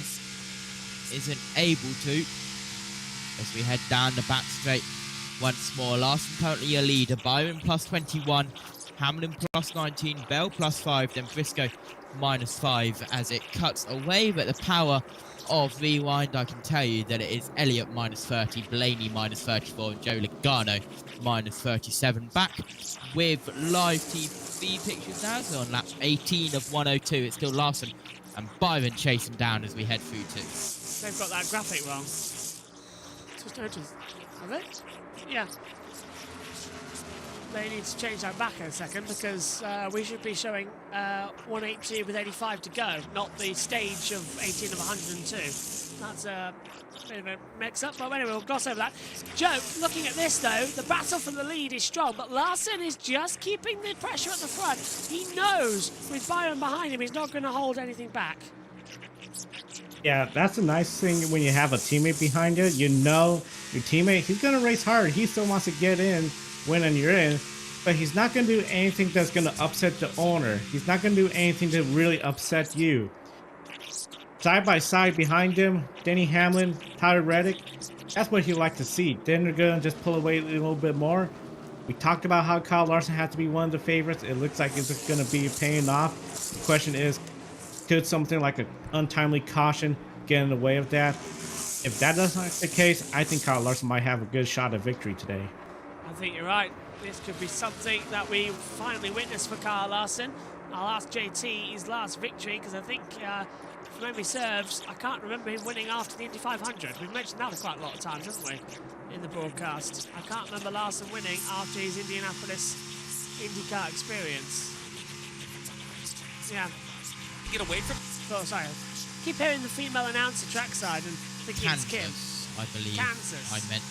If I remember correctly what I said earlier in the broadcast, it was Kansas. Yeah. There we have it. That was right at the beginning of the show, 2.5 hours ago. It's now 12:30 a.m. here in the UK, and we're bringing you this one. Long until just a moment ago. Why? Listen to the radio. This is Briscoe. Good look at the race, though. That's above the wall. Down the back, I got a big vibration. I don't know what tune powder was. Copy. And here's that replay of Chase Briscoe getting into the wall on the restart. James Small did look at video, said he thinks it's fine, but Chase Briscoe came back on the radio a second time and said he thinks the toe is knocked out. So how does that change the game for Chase Briscoe? We don't know how much, Jeff, but certainly feels like he's driving at a bit of a deficit right now. Well, as close to this field is today, I mean, it is amazing the battle we're having up front all the way through the pack. Anything at all that hurts performance will be a big disadvantage. His pace isn't terrible at the moment. He's not like he's, you know, a 20th place car by any means, but, you know, when you're going to beat Larson or Byron or Reddick today, Hamlin, those guys, you're going to have a really, really good race car. It suddenly does make sense, Joe, why we are witnessing what we are. Yeah, I mean, that's the thing. It's going to come down to the handling aspect. Well, I'm curious, too. Who will be the first to enter pit road? If I'm Denny Hamlin's crew, I'm thinking we should try to pit first because we could get the fresher tires out there, undercut everybody. Fresher tires. Heck, if I was him, yeah, go on. I would even hope 2311 will be the first one, because if they could do that, relay that message, that'd be great. Because at the end of the day, if Kyle Larson doesn't win, but 2311 car does win, that means nobody's locked in the playoffs championship 4, and we all enter Talladega not locked in. Oh my goodness. Talladega in a week's time is going to be very, very feisty. As I said earlier, Matthew Owens, Matt White and Seth Eves with JT taking you through the action in a week's time. And then we'll be back co-broadcasting Martinsville. At the moment, I believe it is just Matthew and Matt, but we shall see. What, at Talladega? Yeah.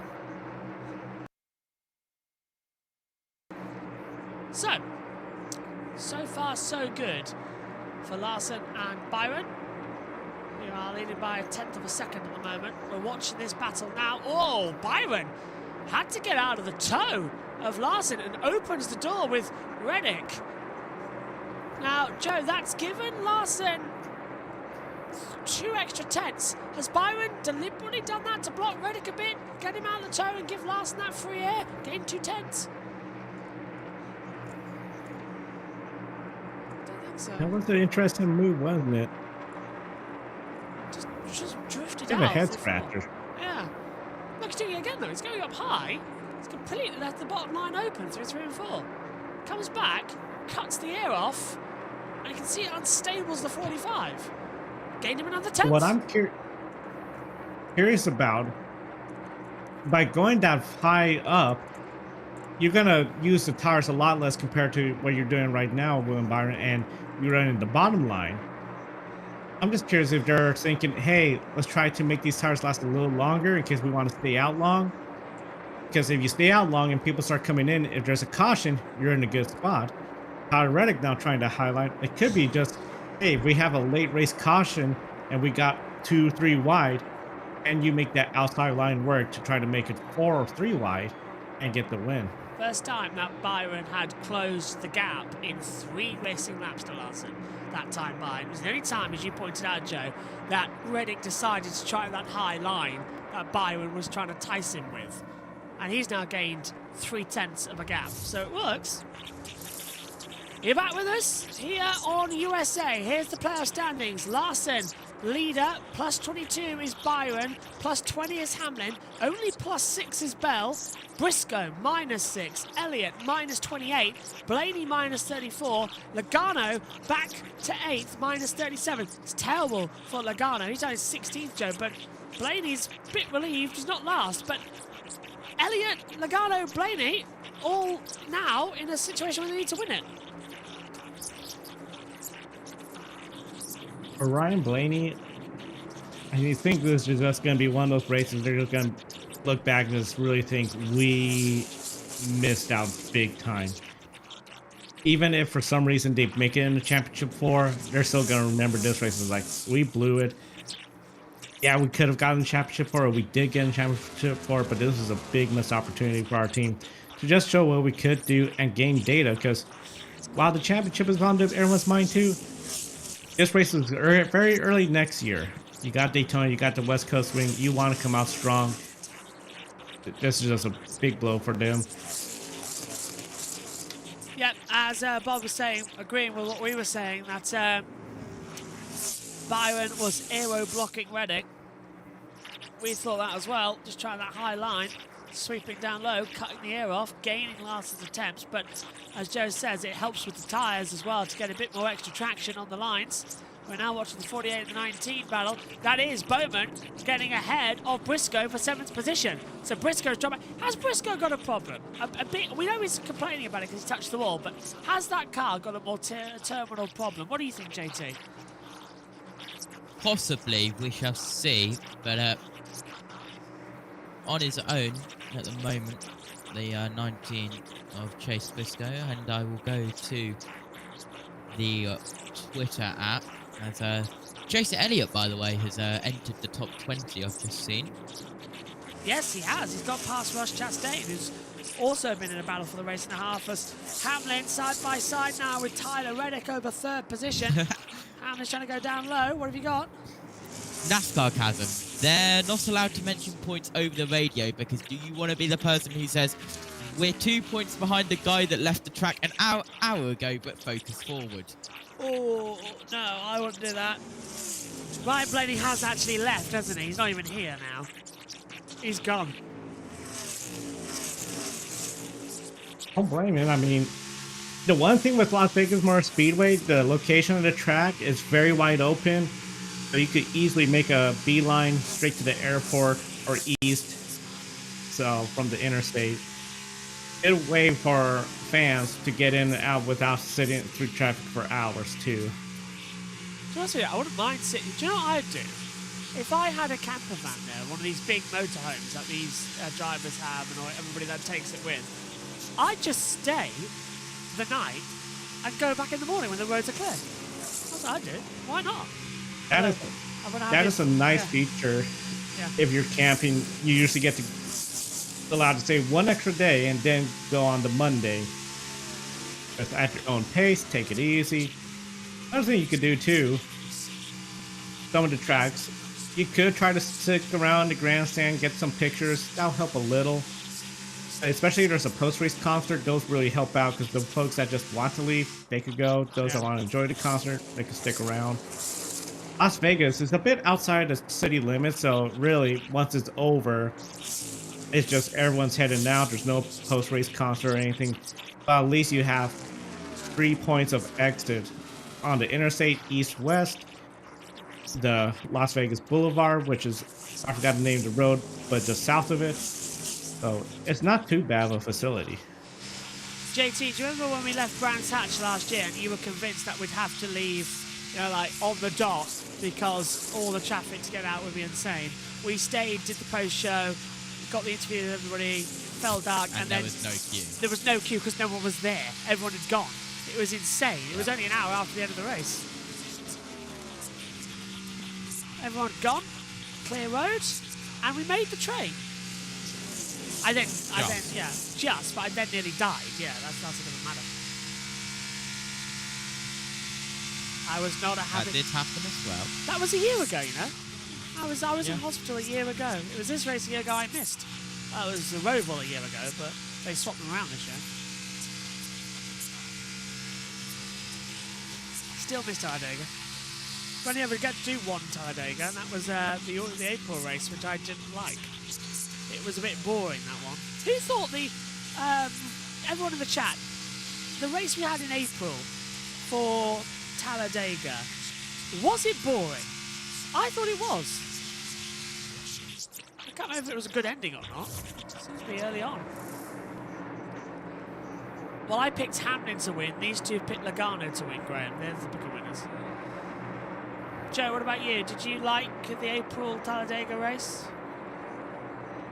Overall, the Talladega race, the only thing I like about it is it hasn't been the crazy wreckfest it has occasionally been. But the problem is everyone is just conserving fuel throughout the stages so they can make that pit stop without changing tires, just splash of gas, go to the end of the stage. Visually it looks great. Oh, they're 3 wide, they're 4 wide, but they're part way through the throttle. They're not full throttle racing actually. So overall, I feel like it has changed that dynamic. The one thing I'm not a huge fan of, we know the manufacturers are going to get everyone together this week and say, hey, Chevy drivers, here's the plan. We're all working together to help these 3. The Toyota drivers, they're going to do the same. The Ford drivers, they're going to do the same. we could see a repeat of what Stewart-Haas Racing did a couple years ago with all 4 cars in the playoffs and just dominated the race. We could see some cars like the Joe Gibbs cars tend to like this strategy, run towards the back. But now that the playoff picture is so tight, they may not be able to afford that.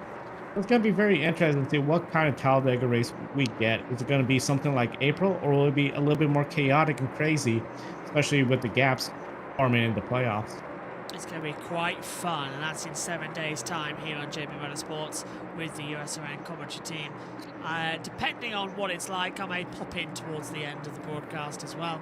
But we don't know what's going to happen in the Formula One Grand Prix of the United States. And there is a championship to be decided there between Max Verstappen, who's closing in on the dominant 2 McLarens of championship leader Oscar Piastri and Lando Norris in second. That kicks off in a week. And of course, we've got the MotoGP Australian Grand Prix, where we don't have Marc Marquez for the next 2 races. He's been replaced by Michele Pirro, as there was an injury for Marc, of course. So it's all up to play for there as we head downhill to Australia. Back with us on USA, there are 60 laps to go, just ticked down to 59 in stage 3. Larson leads Byron by 1.9 seconds, Hamlin and Bell, but we are getting close to those green flag pit stops as Bowman and Reddick still battling hard.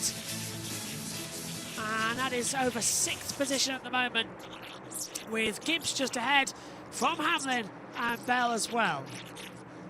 So not bad, JT, as this race stands. But these 45 54 have been battling for so many long, it's not even fun anymore. Yeah, absolutely. As we have the 54 and 45 side by side, just behind the Ali sponsored car of Bowman, right round the outside of Reddick. This time it's a green sponsored car, different to the purple that we have. Normally the purple and white, but we have Chase Briscoe down on pit road. Marty Briscoe on pit road for service. Just to note, when he made contact with the wall, Chase Briscoe restarted 4th. He fell back to the back half of the top 10. 8th when he came to pit road. He said, quote, "I'm plowing my brains out here." And you see that wedge adjustment trying to free up the 19 car. Joey Logano, meanwhile, coming down pit road. He told Paul Wolf just a moment ago, "This is all I've got." Way too free on the 22 car. He was 18th when Logano came to pit road. More drivers coming down. Logano's in there. 48 to 54 coming to pit road. I talked about Bowman. Well, look, he's chasing Ty Gibbs, and look, gonna have some pretty good contact. Bang! Oh, big contact. You wonder if there's real damage to the front of that 48. Fortunate it didn't spin Ty Gibbs out. Just getting the best he can. It doesn't look bad to the naked eye, but if it moves the splitter or unseals those hood vents, that can absolutely hurt the downforce. But his job of chasing the 54 did cycle him in front off from pit road. Marty. That's the key. Hit the guy in front of you. That's always the key, right, Jeff? Hey, we talked about and debated whether or not Tyler Reddick and Billy Scott would come early here with 55 laps to go. More splitting it in the middle for Reddick, who's had the same complaint all day long. A little bit too free the further they run, but clearly they've got a top 5 car, need just a little bit more to be a winning car, Kim. And for the 24 of William Byron, most of that run, he said it was pretty good. Then just a couple of laps ago, he goes, the right rear does not feel great. We definitely need a little bit more for longevity. 4 fresh Goodyear tires, Sunoco fuel. Dylan. Christopher Bell has been a little bit snug and a little bit free all day today, just chasing the balance and perfection on this run. He wants to be a half number tighter on exit for this final run, potentially of the day. 4 tires and fuel for the 20. Kyle Larson will be in as well. He reported just less overall grip this run. We told you that Cliff Daniels had an adjustment planned a couple of stops ago to try to help get them a little bit better for this final run to try and get him freed up. We'll see what that is here as Larson gets ready to hit his marks here. The Zach Brown band number 5 car, different look for him here. They'll go around and change right side tires. There's the adjustment they had planned. Ridge on the backside window on the left side. Here's the left side tires. Smooth stop service and the change for Larson. 1 extra lap for Kyle Larson, and coming around the 43 of Eric Eric Jones. We will see if that is a difference maker. So here, bottom of your screen, Byron already has serviced his car. Start finish now. The 5 on the apron up through the gears. But remember, at 190 miles an hour of top speed, it is going to take Larson a little bit up to speed as he sneaks around the apron. This one is going to be close, real close. I think the 24 is going to have momentum, but yeah, look at this now, coming out the back straight. Byron straight down low on Larson and takes him with complete ease, JT. So Larson staying out a bit longer, did not work out the way he wanted it to. Yeah, it didn't work out at all. And, well, Byron, it just looked like he was passing a sitting duck, and that 24 car absolutely flying around this Las Vegas Motor Speedway. Several drivers still coming down pit road. We're still very much in this cycle, to which could be the last stop of the day. We're not expecting many more changes, but late race cautions, anything can happen. We only had 3, of course, 2 stage cautions, only 1 actual problem, and that was on lap 73 when Ryan Blaney hit the wall, exited turn 4 with a tyre blowout and had to retire from the event. He's already halfway home at the moment in time. So what's the poll saying, JT, as the field still comes through pit lane? 273 people have voted. Wonderful. And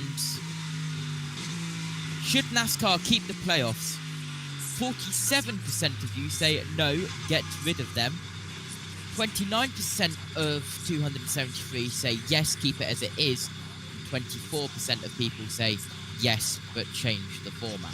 Hamlin's in. Let's go down pit road along with Zane Smith and Riley Herbst. They're all in 2. Going to run a little bit longer. Fresher tires for Hamlin coming down pit road with 49 laps to go. Will it pay off on the back end of the run? When I talked to Denny Hamlin this week, he said the team that guesses right on how the track changes, that's going to be who wins. Looked like a little bit of trouble on the right side with the jack, though, Kim. And Marty, Chase Elliott's team saw Hamlin pit. They stayed out a little bit longer, too, but as soon as the 11 pit, they said pit, pit, pit. No major complaints from Chase. The car just got a little bit hot in traffic, but it was okay. A little bit hot in traffic, but that's fine. As we see them coming in, Elliott was in from 12th position. Logano officially going a lap down at the moment. They've got to get this sorted quite quickly. Hocevar with the net lead of the race. His last pit stop was lap 167. So was Brad Keselowski. So it's William Byron, the net leader of the race. He pit lap 212. Larson lap 213. Bell lap 212. So they're 1, 2, 3 at the moment with the playoffs as things stand. So far, I think, JT, this is going well, but that was that's a move going through on the inside line. I can't tell who's got through. Is that Hocevar getting? No, it's Denny Hamlin. Denny Hamlin's got through on Brad Keselowski and unlaps himself. That's critical. Here's Hamlin's pit stop, JT, from the outside angle. Problem with the front wheel lug nut. Yeah, the front right was a little slow, as we're just having a replay of that now. Gets away cleanly though, did that 11 once that wheel was on, as we're now on board with him through turn 1. 13-second stop, Bob Potcross is telling us, as Brad Keselowski has come into the pit lane. So the race leader will in, and Byron will now take over that control. So it'll switch to a blue dot for him to be our race leader here. We're riding with Larson, who gets his lap back now. This is looking good as we run forward here with 46 laps to go. Right, here is the 24, and yeah, William Byron is now our effective race leader. More cars still coming down pit lane though. Trying to see who that was who came down pit road, because I've been told it's Brad Keselowski. It's not. Keselowski, it's Daniel Suarez who's come down pit road in the 99. What a fantastic run. National Never Again says 88 SVG is learning the ovals. He really is. SVG's been storming the past couple of weeks here as well, as we take a look at some classic cars on our TV monitors here. Lap 223, 44 to go. Pit cycle complete. Back to our full timing tower. Byron leads from Larson, Bell, Bowman, Reddick, Gibbs, Briscoe, Hamlin, Busher, Dillon, the top 10. Everybody now in that order has now stopped for their final one of the day, JT. So we've got our complete running order. Byron now retakes it. 16 different lead changes and only 10 different leaders. Yep. So it's been an all right race. It's been quite a I won't say the Q word. Yeah. But it's been calmer than a few other Las Vegas ones we've had. I was expecting full-on drama dynamite. Vegas has been Vegas. That sun. You could beats say it that. down. Yeah, it's typical, isn't it? Really, the fall races here always seem to be a bit different. Just hearing the humming now of the cars to the main grandstand. Do you think Byron's got enough momentum to take this to the end? He said after Kansas that he's learned how to use short ovals and the 1.5s on the intermediates. Has he got that? The run in now to see that I can do it. I can take this championship. Two-time Daytona 500 winner, back-to-back, of course. Now in the playoffs, looking for the round of 4. I think he could. Possibly. We shall see in 41 laps time. Riding on board there with Denny Hamlin. Running in 8th place at the moment. Right, we need a new poll in the chat.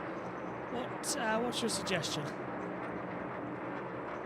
Well, one that will only take around 15 laps long, because of course we've got that 25 laps to go rate this race. Or we could do rate this race early, up to you. We'll wait. 25 to go is rate the race. So we'll wait.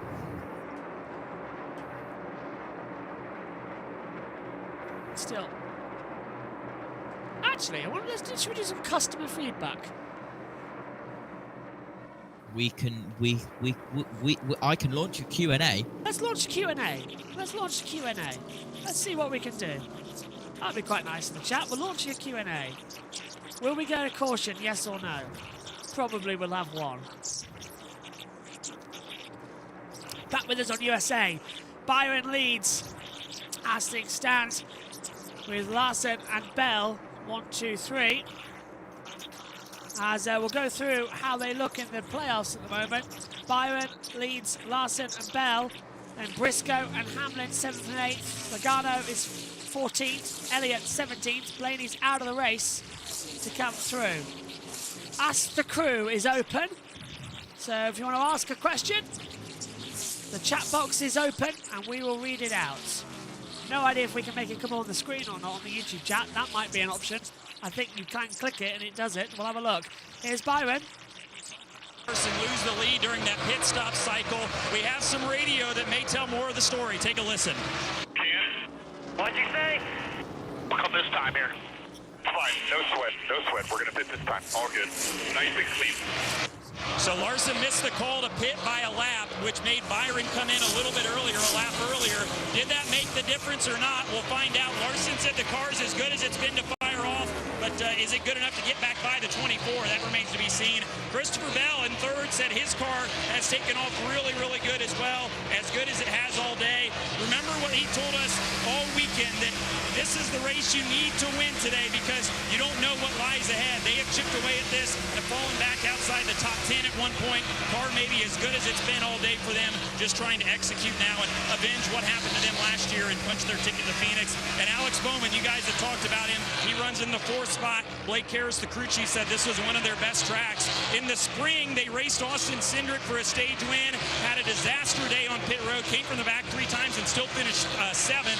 This day has been much calmer. They've got speed in this car and the track position to show it, Marty. Boy, Dylan, what a run today for Tyler Reddick. Maybe their best run in recent memory, in the top 5 the entire day, but they need to take that next step with the car. Reddick says his car just goes way too free as it runs. Lee? You race leader, Marty. Yes. Larson has passed Byron. While we were doing through the field, William Byron gets a little twitch mid-corner, runs up high. Kyle Larson sweeps it underneath him and takes the lead of the race. So we have a change at the front, JT, and this is going to be interesting. It will, as we have a change at the front, as you mentioned. Alfredo, will Ford have a car in the championship 4 this year?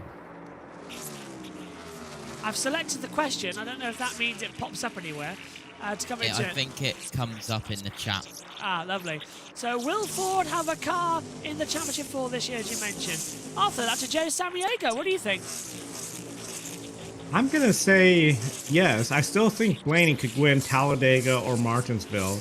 Logano, well, he has to win, which he can in either of those. So for sure they're going to have at least one of them. But yeah, I'm thinking that you're going to have one Ford, maybe 2 Toyotas, and then 1 Chevy, or 2 Chevys and 1 Toyota. JT? Yeah, as Zachary also saying, yes, I think so. Next question. When do you think Carson Hocevar will break through and win his first race in the Cup Series, JB? He got close several times this year, hasn't he? But it just never works out. I think Talladega's a great last opportunity for this year to happen. If not, Atlanta next year.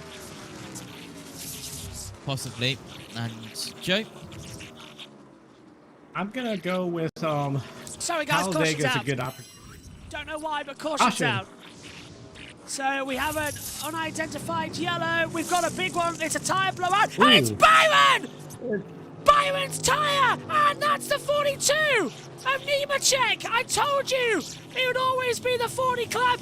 Big one for the 24. The car is on smoky and fire in the middle of the pit lane. That is a huge one. He doesn't look, he looks hurt. He has to put the window net down. That's a big concern. Yeah, I was just thinking, and that's the 10. The 10's got rear damage as well. This is, I wouldn't be surprised if we see a red flag. There's a lot of debris on the track. The AMR safety crew is with Byron. He looked very still in the cockpit. Let's take a look what happened. We're with Byron now. He's going to lose the rear, and that's huge shot into the back. And that is a top speed. And there is nothing scarier. Byron had a moment himself, but that is the 10 just completely slow. And Byron just plunged to the back of him, Joe. Huge accident. Yeah, it looked like the 10 was coming into pit road. I still think that's not... He was still too far up. Spotter should have been doing a better job, and Byron just a huge mistake. This is... Oh my goodness. Hard hit. This has massive repercussions. Our second retirement, and it's our second playoff driver who comes into it. Byron in full hit, pit lane closed. Well, they can't really red flag the race with the car still there. Listen to this.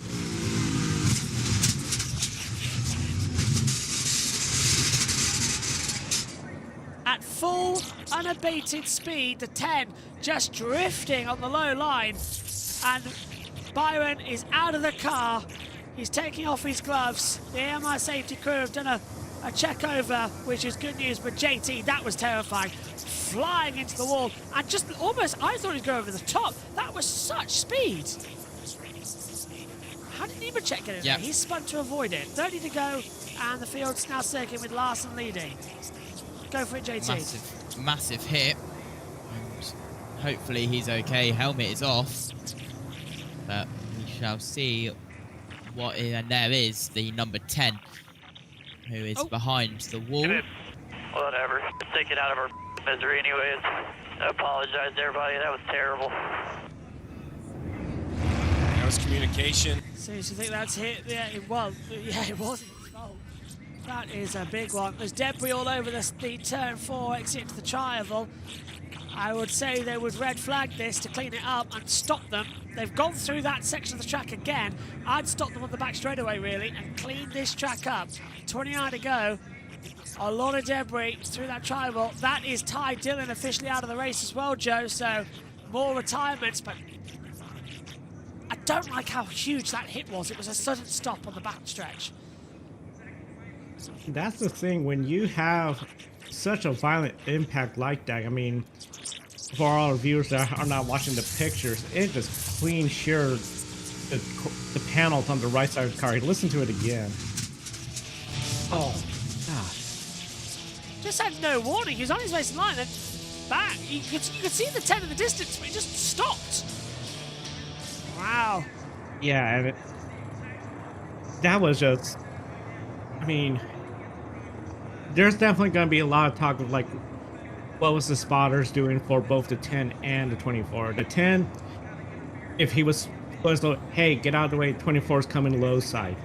If he was trying to get pit road, you should have been lying lower. Got the news. 24 spotters. Matthew Burr, our colleague at Grid Network, has just said as well that the 10 team said that they told the 24 and the 24 didn't relay the message. So they were trying to lift off and let it through. There's a lot of debris out the back there. I can't believe we haven't had a red flag though to stop the race. Major playoff altercations. This will put Byron at the moment in 5th position. Matthew says, according to the 10 radio, the 10 spotter said he relayed the message to the 24 spotter, but it never got to Byron. I wonder, Joe, that was just a bit too quick. Actually, a little too quick, too fast going. Or, you know, if the spotter was given that message, but the crew was given directions to William Byron, and then it just calamity. But this is the kind of situation, if you had that, usually the spotter could say something like break on the radio and then interject with whatever urgent message they may have. So it's going to be really interesting. I'll be curious to see when they interview William Byron after he gets out the infield care center, what he has to say, and then as we learn throughout the week of what was taken before the accident, because that'll give us a good detail of what happened. Because we've been to Vegas a bunch of times. I have not seen anything like that in a long time. Yeah. The closest I can remember is Sterling Marlin in 2001 or 2002, trying to enter pit road. He spins, and the car almost hit him as everyone's now entering pit road for pit stops. Yeah, pit road has been cleared. If you just let's go down. It comes alive with what should be the last stop of the day. It's busy down there, so too is Dylan Welsh.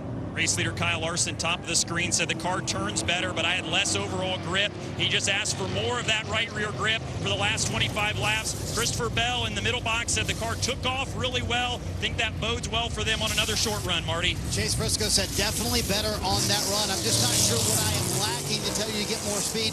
Two-tire call for James Small. That was the last second call. Denny Hamlin, second chance, the 11 pit crew to redeem themselves. Said the balance is better, but 4 tires for the 11 and a host of 2-tire stops. How about that, Lee? Yeah, Briscoe, Logano, Keselowski taking 2, and he just disappears all the way from me at the moment as well. Wow. So the 10 of Ty Dillon was slowing to let the 24 through. The 24 never got the message, plows into the back of him in the exit of turn 4. A huge, huge hit. And the race still continuing on. They haven't stopped it, which is remarkable. Well done to the AMR safety crew and the track marshals. That was a lot of debris, and a surprise, we haven't had a stoppage there. And Joe, with 27 to go, looks like we will go for a restart soon, minus Byron. Yeah, when they showed Byron's car on the hauler, you could see where there was a tire and how it was pushed back. Then you saw the roll cage and the foam there. That means this impact was so hard, and the way it hit it, we did not get that front crunch impact. You got essentially the firewall area hitting the back end of Ty Dillon's car. That's going to send shockwaves, because we saw for a while William Byron did not put the window net down. He was sitting there. The AM safety crew came out. Firewall to rear end, that's going to sting. So glad he got out, but I think he's going to be sore the next day. Curious for the G readings on this accident. Yeah. So they are coming through. The lights are on at Vegas, by the way. We can see them around the monitors, but they are on. Just dimmed. But they are. We're on board now with Logano, and I can see them activating around turn 1 and 2 and 3. Music on in the background. Always nice to hear. Is it Footloose? That's quite ironic. That is Footloose, yep. Is it? Yes, it is. Yeah. That's ironic. I was just talking. Everybody get loose. Footloose. Not bad. Not bad. I was trying to learn the line dance to that earlier on. I was watching it, I was like, oh, I could do this. I miss dancing, proper dancing, you know. You don't get that anymore in nightclubs. It's all just all boom, boom, boom, boom. Oh, it's not that. Opera dancing, that's all we need. On our way then, 26 to go here at the South Point 400, the Las Vegas Motor Speedway. Such a very interesting race going on right now. It's Chase Briscoe who has the lead of the race as things currently stand. A long way to go in this event. Anything can happen. Joe, what do you think? Gonzalez is in second place. My pick a winner pick is in second place. So Oh, God. we could get the chaos of the playoffs after if he wins. But in all seriousness, this has been a good race. I think what's going to really get a lot of people talking after this race is William Byron, Ty Dillon. I think that's going to be a big storyline. Brian Blaney in the must-win situation. That's going to be something else. What about you? This is going to be one of those races where I think the racing product delivered. It wasn't a barn burner, but it was solid racing, and it's going to be those two storylines that are going to dominate the headlines. You know what we're going to be talking about in the hot or not section then on the grid tonight this week. JT, what about you as we take a look at the 48? Been a good race. Yep, as pit road is closed, and we will be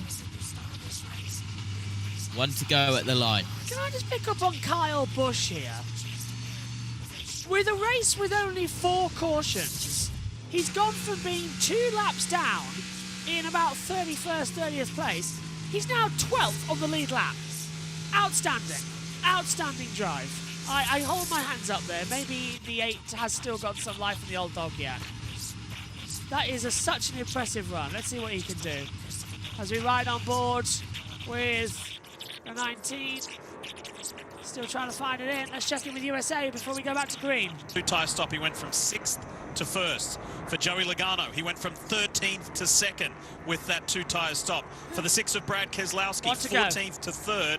And for the 88 of Shane Van Gisbergen, he's gone from 16th to 5th. They're all gambling a little to see if they can last. They've all had Joey Logano down most of the day. He has really been the worst running of the playoff guys. Paul Wolf and this team, hey, we're going to do something different. They did it in this race last year, you know, restarted. They nowhere near had the best car, found a way to win with strategy. Here they are trying something again. So let's focus on the bottom left just for a second. Blaney, minus 32. He's wrecked and off, not going anywhere. Chase Elliott, minus 24, running in 18th. Lots of points available if he can move forward. Joey Logano, minus 21. No real points available, but in one more position, it's an automatic berth if he can win this race. And then you have William Byron, who just wrecked, right? So when you look at those points, understand how quickly it could change in complexion of just these restarts right here. Yeah, Byron's now minus 16 below the cut line. Logano minus 21, Elliott minus 24, Blaney minus 32. It's now Briscoe who's got the lead of the race. Larson's plus 33, Hamlin plus 26, Bell plus 16. It's a massive swing as things currently stand as we get set for the resumption of what could be a very interesting stage. Number 3 final. There'll be 23 laps to go as they come out of turn 4. We'll keep up with this camera for 2 laps, then return to our traditional battle screens. But remember, yellows breed yellows, and it's been a bit of a silent run as they come into the Echo Park restart zone. It's going to be Briscoe on the low line on pole. He gets a bump from the back of Keselowski as we hit the pedal with Logano alongside. We're green again here at Las Vegas as they come down. Already there's going to be a bit of concertina, and there's contact already, and round goes the 54 in the middle of the field, hits the wall, and the big one's happened. 3 cars involved, the 16's gone around, smoke everywhere. I think we've got away with it a little bit actually, Joe, because I can only see 3 cars involved. Yeah, it looks like it's non-playoff cars, but it's just a matter of who got damaged from stacking up effect. It was mainly Ty Gibbs, which we see there. He's come to a stop. AJ Allmendinger, Shane Van Gisbergen, wonderful day, just came to an end. Tough break, but they were all running towards the front, so we'll see if any playoff drivers report of any vibrations from contact, particularly around the damage. Chase Elliott's dropped down to 16th position. Cody Ware's with damage, as we know, so I think we've got away with it for the most part. Here it is again, though, JT. It all starts in the mid-pack, battling hard. There's the 54, just gets whacked into as well. No fault of his own. Yeah, that was the third row. It all unraveled. Here we go. As we have now, it's Bowman trying to go 3 wide, and With SVG. well, Gibbs just tried to follow him, but then got wrapped up into it. 6 cars I make on that one. 6 cars. Yeah, there we go. Caution out again. Looks like Bell got in. Go on. Bell looks like got into maybe a little bit of Ty Gibbs, who pushed him up to SVG. There's a tight race, and there it goes.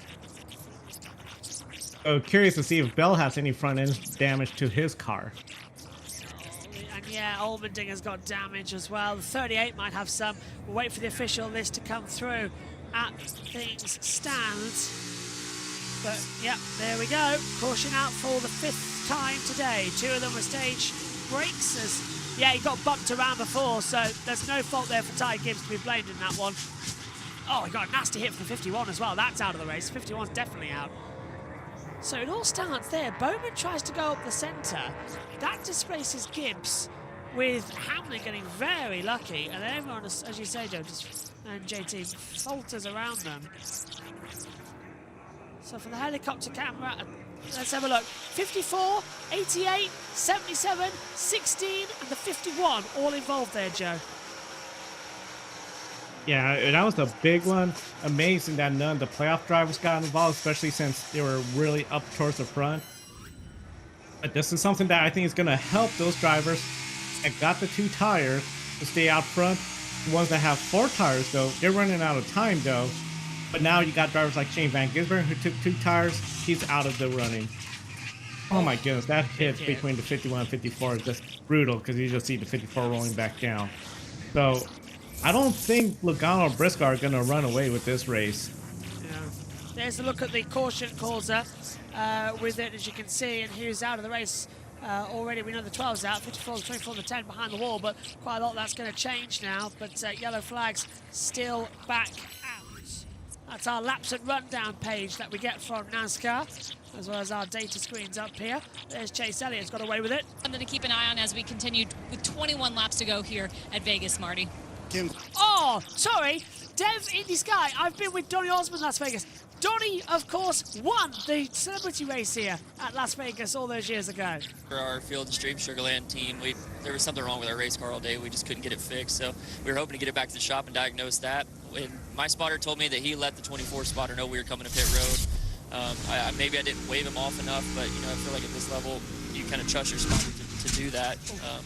Yeah, I don't know what we do different there. Just about to hit pit road and just take tires, and kind of we're taking our medicine on the day, unfortunately. And I hate it for the Hendrick guys. I hate it for Chevrolet that it happened that way, but I'm not even looking out the mirror at that point. I'm just trying to hit my points to get on pit road, and yeah, he hit me hard. So yeah, just it's an unfortunate way for that to happen. Were you coming to pit road higher than you normally had all day long under a green flag stop? I don't think so. No, that was pretty much the line I had taken all day. Trying to still compete and get on pit road as hard as I can. You use up as much of the banking as you can, then you dip down low. I don't think I was egregious in that. So maybe just a lack of information being transferred. I know our car looked really cool with the camo on it with Field and Stream, and maybe it blended in a little bit, but I hate it for them. We brought on great partners this year, and we didn't put our best foot forward as a team, but we hope to have them back, hope to have Sugarlands back, and do good for them in the future. Well, Lee, as he mentioned, a hard impact. Just glad to see that Ty Dillon is okay after that one. Maybe it is the camo, really. Chastain's got damage. Quickly, Kyle Busch has been noted out up to 8th place. Latoya has noticed that out as well in our YouTube chat. What a day we're having. Has Matthew Owens turned up? Has he been needed? Or is it all good? All good. Okay, cool. All right, let's check in then with USA under the caution. And glad to see him walking out of the infield care center as well. Man, walk us through how all that went down and how much time you had to react when you saw the 10 coming to pit road. Yeah, I never saw him wave. I didn't see any indication that he was pitting, and it was probably 12 to 15 laps after we had pitted, so I thought the cycle was fully over. Nobody said anything to my spotter from what I know. I had zero idea. Everybody's been wrapping the paint really far around the corner, and that's what I was doing to have a good lap. And I was watching him thinking, okay, he missed the bottom a little bit here, and then he just started slowing, and I was like, had no idea what was going on. So I'm just devastated. I mean, I had no indication, so I obviously wouldn't have just driven full speed in the back of him like that. You talk about the devastation. Were you thinking that you had a winning race car today, William? We were right there with the 5. I got loose a few laps before and lost the lead, which I was bummed about, but was going to try to get my balance back to a reasonable place. I was a little bit loose that run, looser than I expected to be, and was just kind of pacing it. And, yeah, I mean, just as good as we were and just as good as the race was going, you just, for random shit to happen like that, it just sucks. So, I don't know. I can't believe it. I obviously would never do that. During the cycle, you're anticipating guys pitting, and just sucks. You can tell the disappointment in his voice, but I want to go back to the word William Byron used, Lee, and that was devastation. He knew he had a shot to win the race, and certainly to lose it in that fashion, not what the 2014 wanted or expected. I think communication is the key here. Ty Dillon said he did not wave. He did not give an indication to William Byron he was pitting. He expected his spotter to provide that information. Brandon Lyons, one of the very best spotters in the series for William Byron, he never saw the signal from the spotter. So miscommunication all the way around on the spotter stand and also on the racetrack. And also, you had no idea that he was going to pit because the pit cycles had already happened. He just was no indication that someone was going to be pitting, so he wasn't looking for it. So, Jeff, you know, you were spot on. I didn't even think of that, but it was clear that these drivers understand when you're in a pit cycle to just be more aware of that. It's his first comment was we were 12 or 15 past my pit stop, so I assumed the cycle was done. Then he followed up with the line to help his car was to wrap the white line even longer. You probably wouldn't have done that if you thought you were in a pit cycle. So just an awful set of circumstances. Comes down to communication. If he felt the 10 was too high, I feel like William would have said that. He didn't. So I just feel like this is an area of the racetrack that we see close calls a lot, and lack of communication and kind of an oddly timed pit stop ends up taking William Byron out of the race. Ty Dillon could have been on the white line. He still would have hit him. Good point. That's a great point. There was no... Because he was on the white line. Yes, the closing rate was so great. It would not have mattered. Man, that's too bad. You could just tell. I mean, everybody, like, poor William is just shell-shocked. He's trying to process everything that's happened. And, well, because if you think big picture-wise, he doesn't go to the championship for. That's right. After the next 2 weekends, he will be thinking back to that moment. Yes. For so long, and he was so good today, leading 55 laps. Keen to get the thoughts of Brad Doherty and our Hall of Famer DJ Dale. Jarrett, what'd you make of that, fellas? And what are your thoughts on the race as a whole? Well, it's been a great race, a lot of battling, a lot of strategy. That last restart, I want to go back to, Brad, because that was kind of the perfect storm. We had drivers getting 2 tires. Yes. We had drivers that are in the playoffs getting 4 tires there. And then you also have drivers that aren't in the playoffs anymore that took 2 tires, got themselves into position right here. So kind of the perfect storm for something to happen. Not even sure it's the last caution of the day the way this is going. Yeah, guys, I think they're right there. Yellows breed yellows, 17 to go. We're running out of time. They need to start behaving. Joe, what do you think? More cautions on the way, or can they behave? I think there's going to be at least one more caution. You've got drivers that are going to be desperate to make a move to try to get that win. Especially, you got William Byron out, Ryan Blaney out. This is a good opportunity if you are a Joey Logano, Chase Briscoe, Chase Elliott, to be a little extra aggressive, make a move to try to get the win. And then you got everyone else that's going to hit their car in any potential gap they see. So I think we're going to have at least one more caution. But yeah, this was I think they captured it perfectly from what William Byron said, what Ty Dillon said. I mean, for a pit stop, message was not relayed. Just one of those deals. Ty Dillon, I think, since he was a little further up on the white line, that probably confused William Byron, and he just assumed, oh, he just moved up, kept flooring it, and then we had that accident. So just a tough break for everybody, and I'm really curious. This is going to be a big test for William Byron. You are now below the cut line. Talladega, Martinsville. He's won at both those tracks. So when it comes to the playoffs in Martinsville, he's not that great. They need to step it up. Talladega, he's going to have to try to step it up. And there's going to be a bunch of other drivers.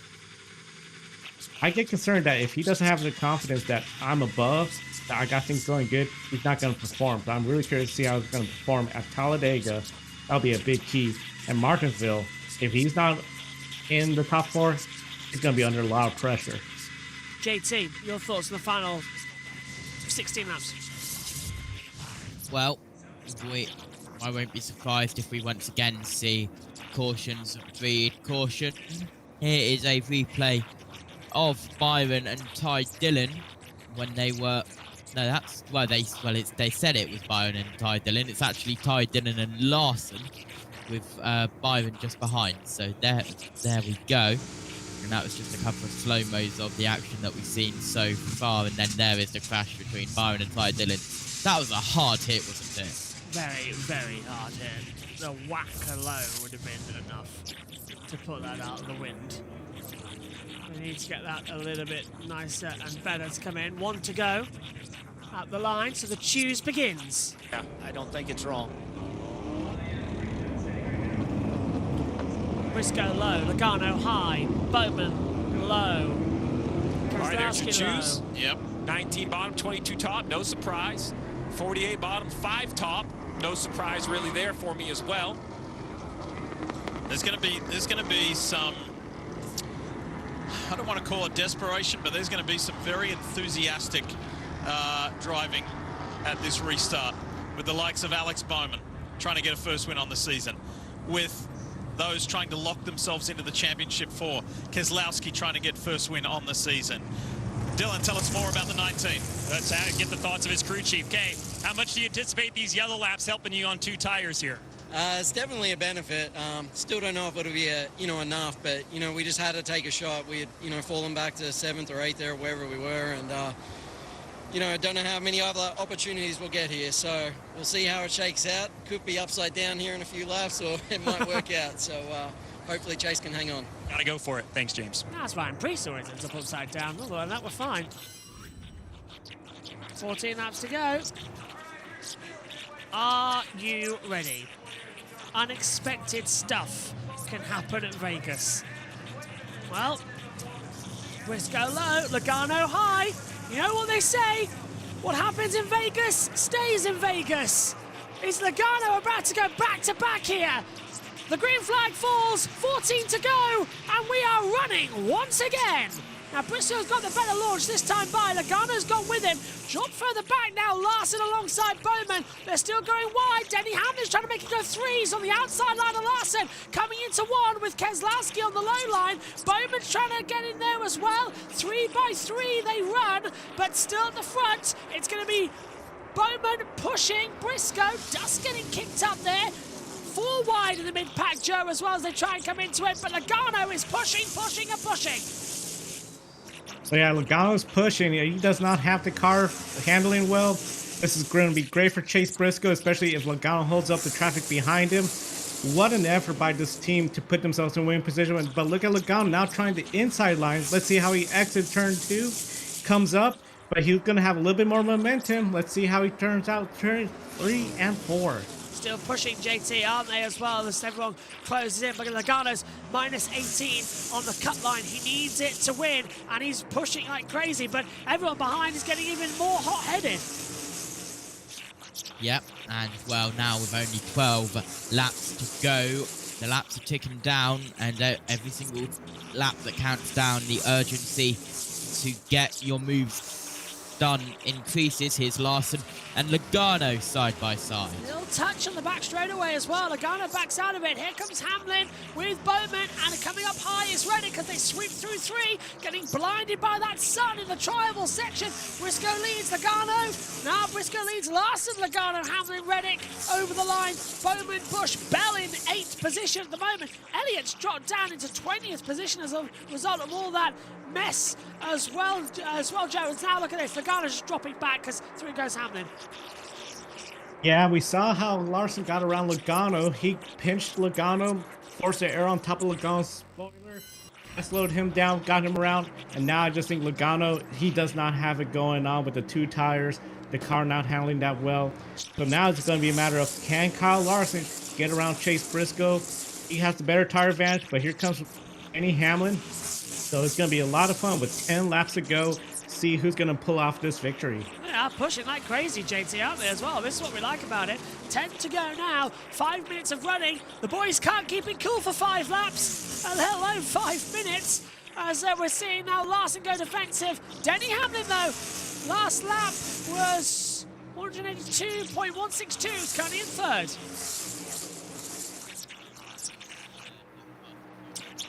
Mike's dead.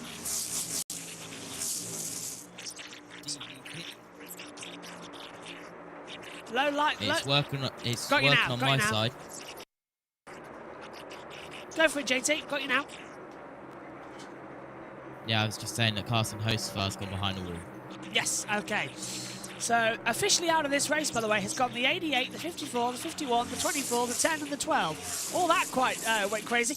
Do you know all the drivers that were involved in that last accident, by the way? If I've got 30 seconds, which I think I might not, because Hamlin's on the back of Larson for 2nd place, coming around the outside. Hamlin's almost in the wall, coming out of 3 and 4.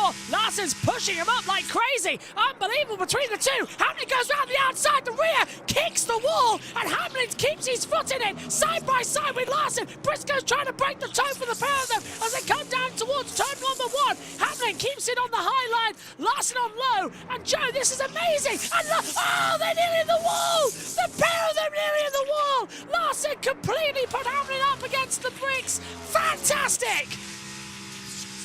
This is what hard racing is about. Denny Hamlin using that very high line to try to get the momentum, but we see Kyle Larson, just as Denny Hamlin tries to get around him on the outside, he keeps his nose side by side to put that dirty air on the spoiler.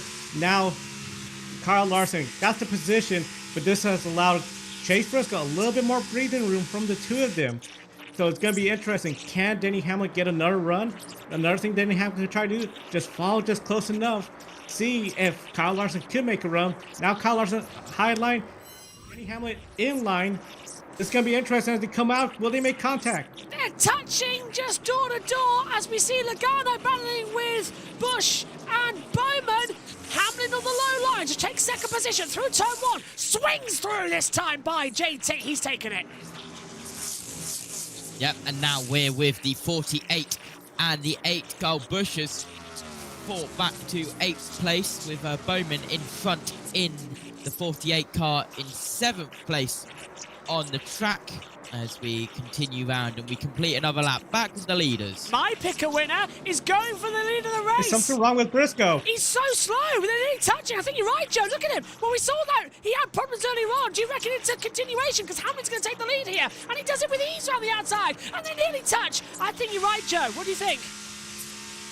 It seems like something happened on turn 3 and 4 for Briscoe. Hopefully we get a replay of it, but it just seems he got really slow and didn't allow Denny Hamlin to get around him easily.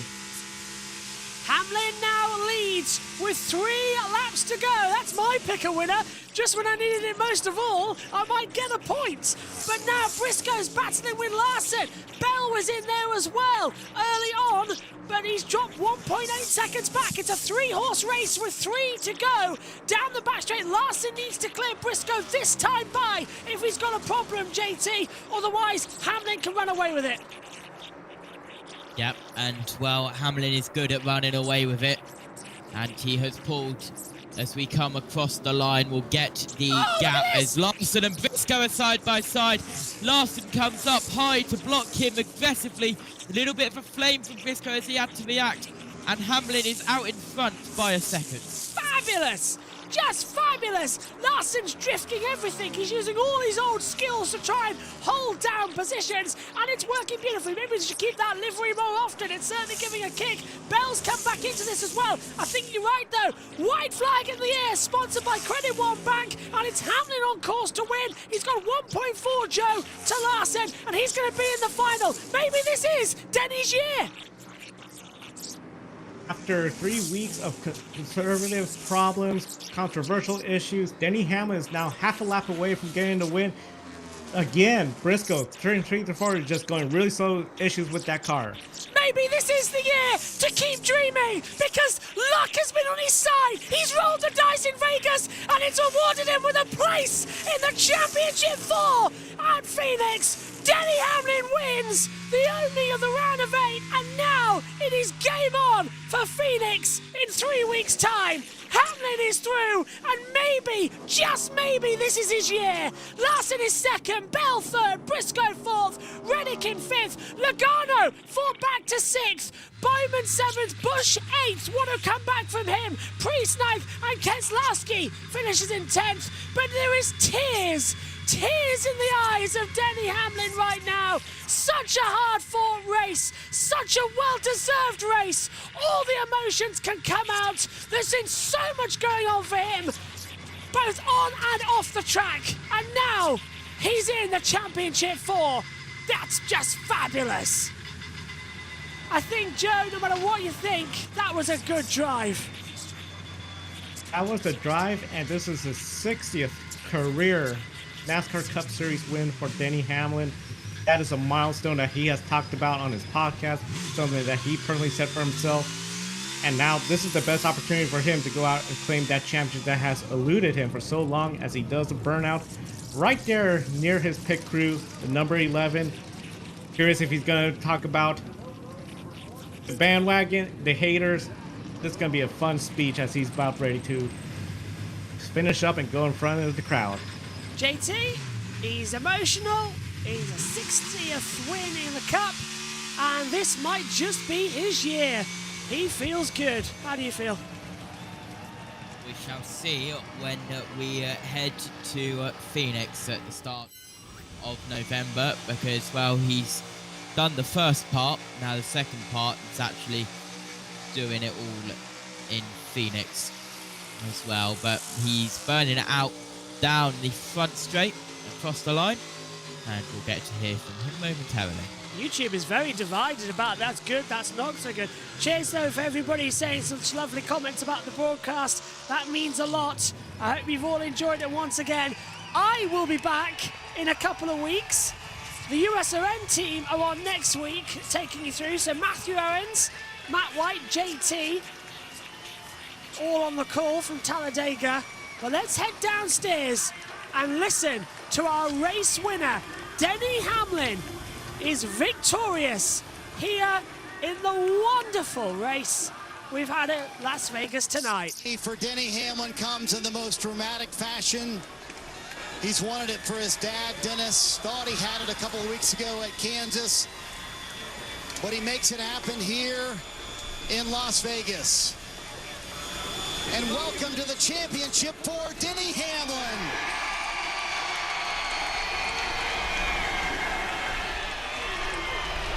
He had tears in his eyes going around the racetrack. Gonna go grab this checkered flag, and I think that one might be going to Chesterfield, Virginia, to his dad, Dennis.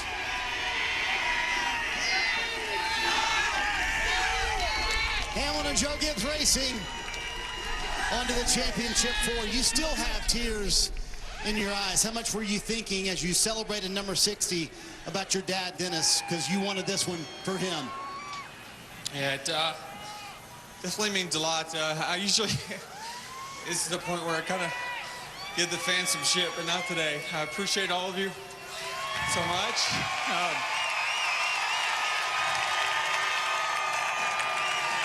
It's okay. Yeah, just obviously want to say hi to my dad, family, back at home, all the friends that came out here from Vegas, hoping we get 60, but I didn't think we were, yeah, just put the pedal down those last 10 laps and made it happen. How did you make it happen, Denny? Because it looked like it might not happen. Chris did an amazing job on that final stop, getting the cars just right, and I just held it down. That's all I could do, is just go for it. I felt like I had nothing to lose. Just go for it and try to punch the ticket now, and man, this one feels great. We talked about the dedication you've shown, because you feel like your championship window is right now. 7 hours of sim this week, all the effort that went into it. But did you think this has been such a hit or miss racetrack for you guys that it can happen today? I mean, if you would ask me yesterday, I would have said no. But you know, just super proud of this team for making the adjustments they did. Pit crew for doing a great job all day, and AM, PM. This is only my second race with these guys. When we get new sponsors, we typically win with them. So I appreciate them, Toyota, Jordan Brand, Shady Rays, Coca-Cola, all of our partners, Sport Clips, Progressive, and I don't know. I just don't know what to say. It was very unexpected. With those last 15 laps, I didn't think we were going to win, but I knew I was going to give it all I had.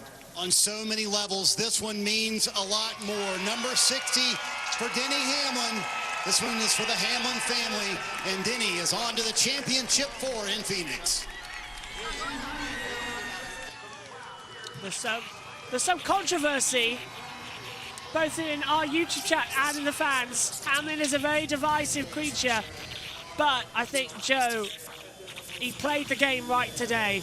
He was always in the hunt, and he nailed the restarts, and it was a good strategy and a good win. Yeah, well-deserved win, and that was the key. He had to earn this. This wasn't a I started on the pole, dominated. We saw early on he did not have the lead for most of the race, dealing with the traffic. But they had that car just running good, where he used that high line to get around Kyle Larson. Then turns 3 and 4, it just seems like Briscoe's car was just not happy with that corner. So he dropped from 1st to 4th. But Denny Hamlin got around, got the win. Big effort for him, and now he's going to the championship and has to feel really good. He leads all drivers in wins. JT, what do you make of it? That was a good race. It always seems like when we come to Las Vegas, there's always something good about it. And once again, it did, in fact, deliver. But next week, it's the big one. It's Talladega. Anything can happen. And we shall see who comes out on top. Will it be Ryan Blaney? Will he get what is essentially a must-win situation in Martinsville or Talladega? Will he get it? Find out with us next week. Talladega is going to be super duper fun next week as well. You will be redirected to the Grid Network and the wrap-up show that will be on this evening as well. Make sure to check out the Grid Network YouTube channel. Joe Samaniego, thank you very much, my friend, as well. I hope to see you, maybe in the final few races as well of the season. We've got a couple left to cover. But what's been your moment of the race? Moment of the race, I would have to say it's definitely going to go out to Denny Hamlin and that pit crew. They did not make a mistake. Denny Hamlin did not make a mistake. He has been known to make mistakes on pit road. The pit crew has had mistakes on pit road.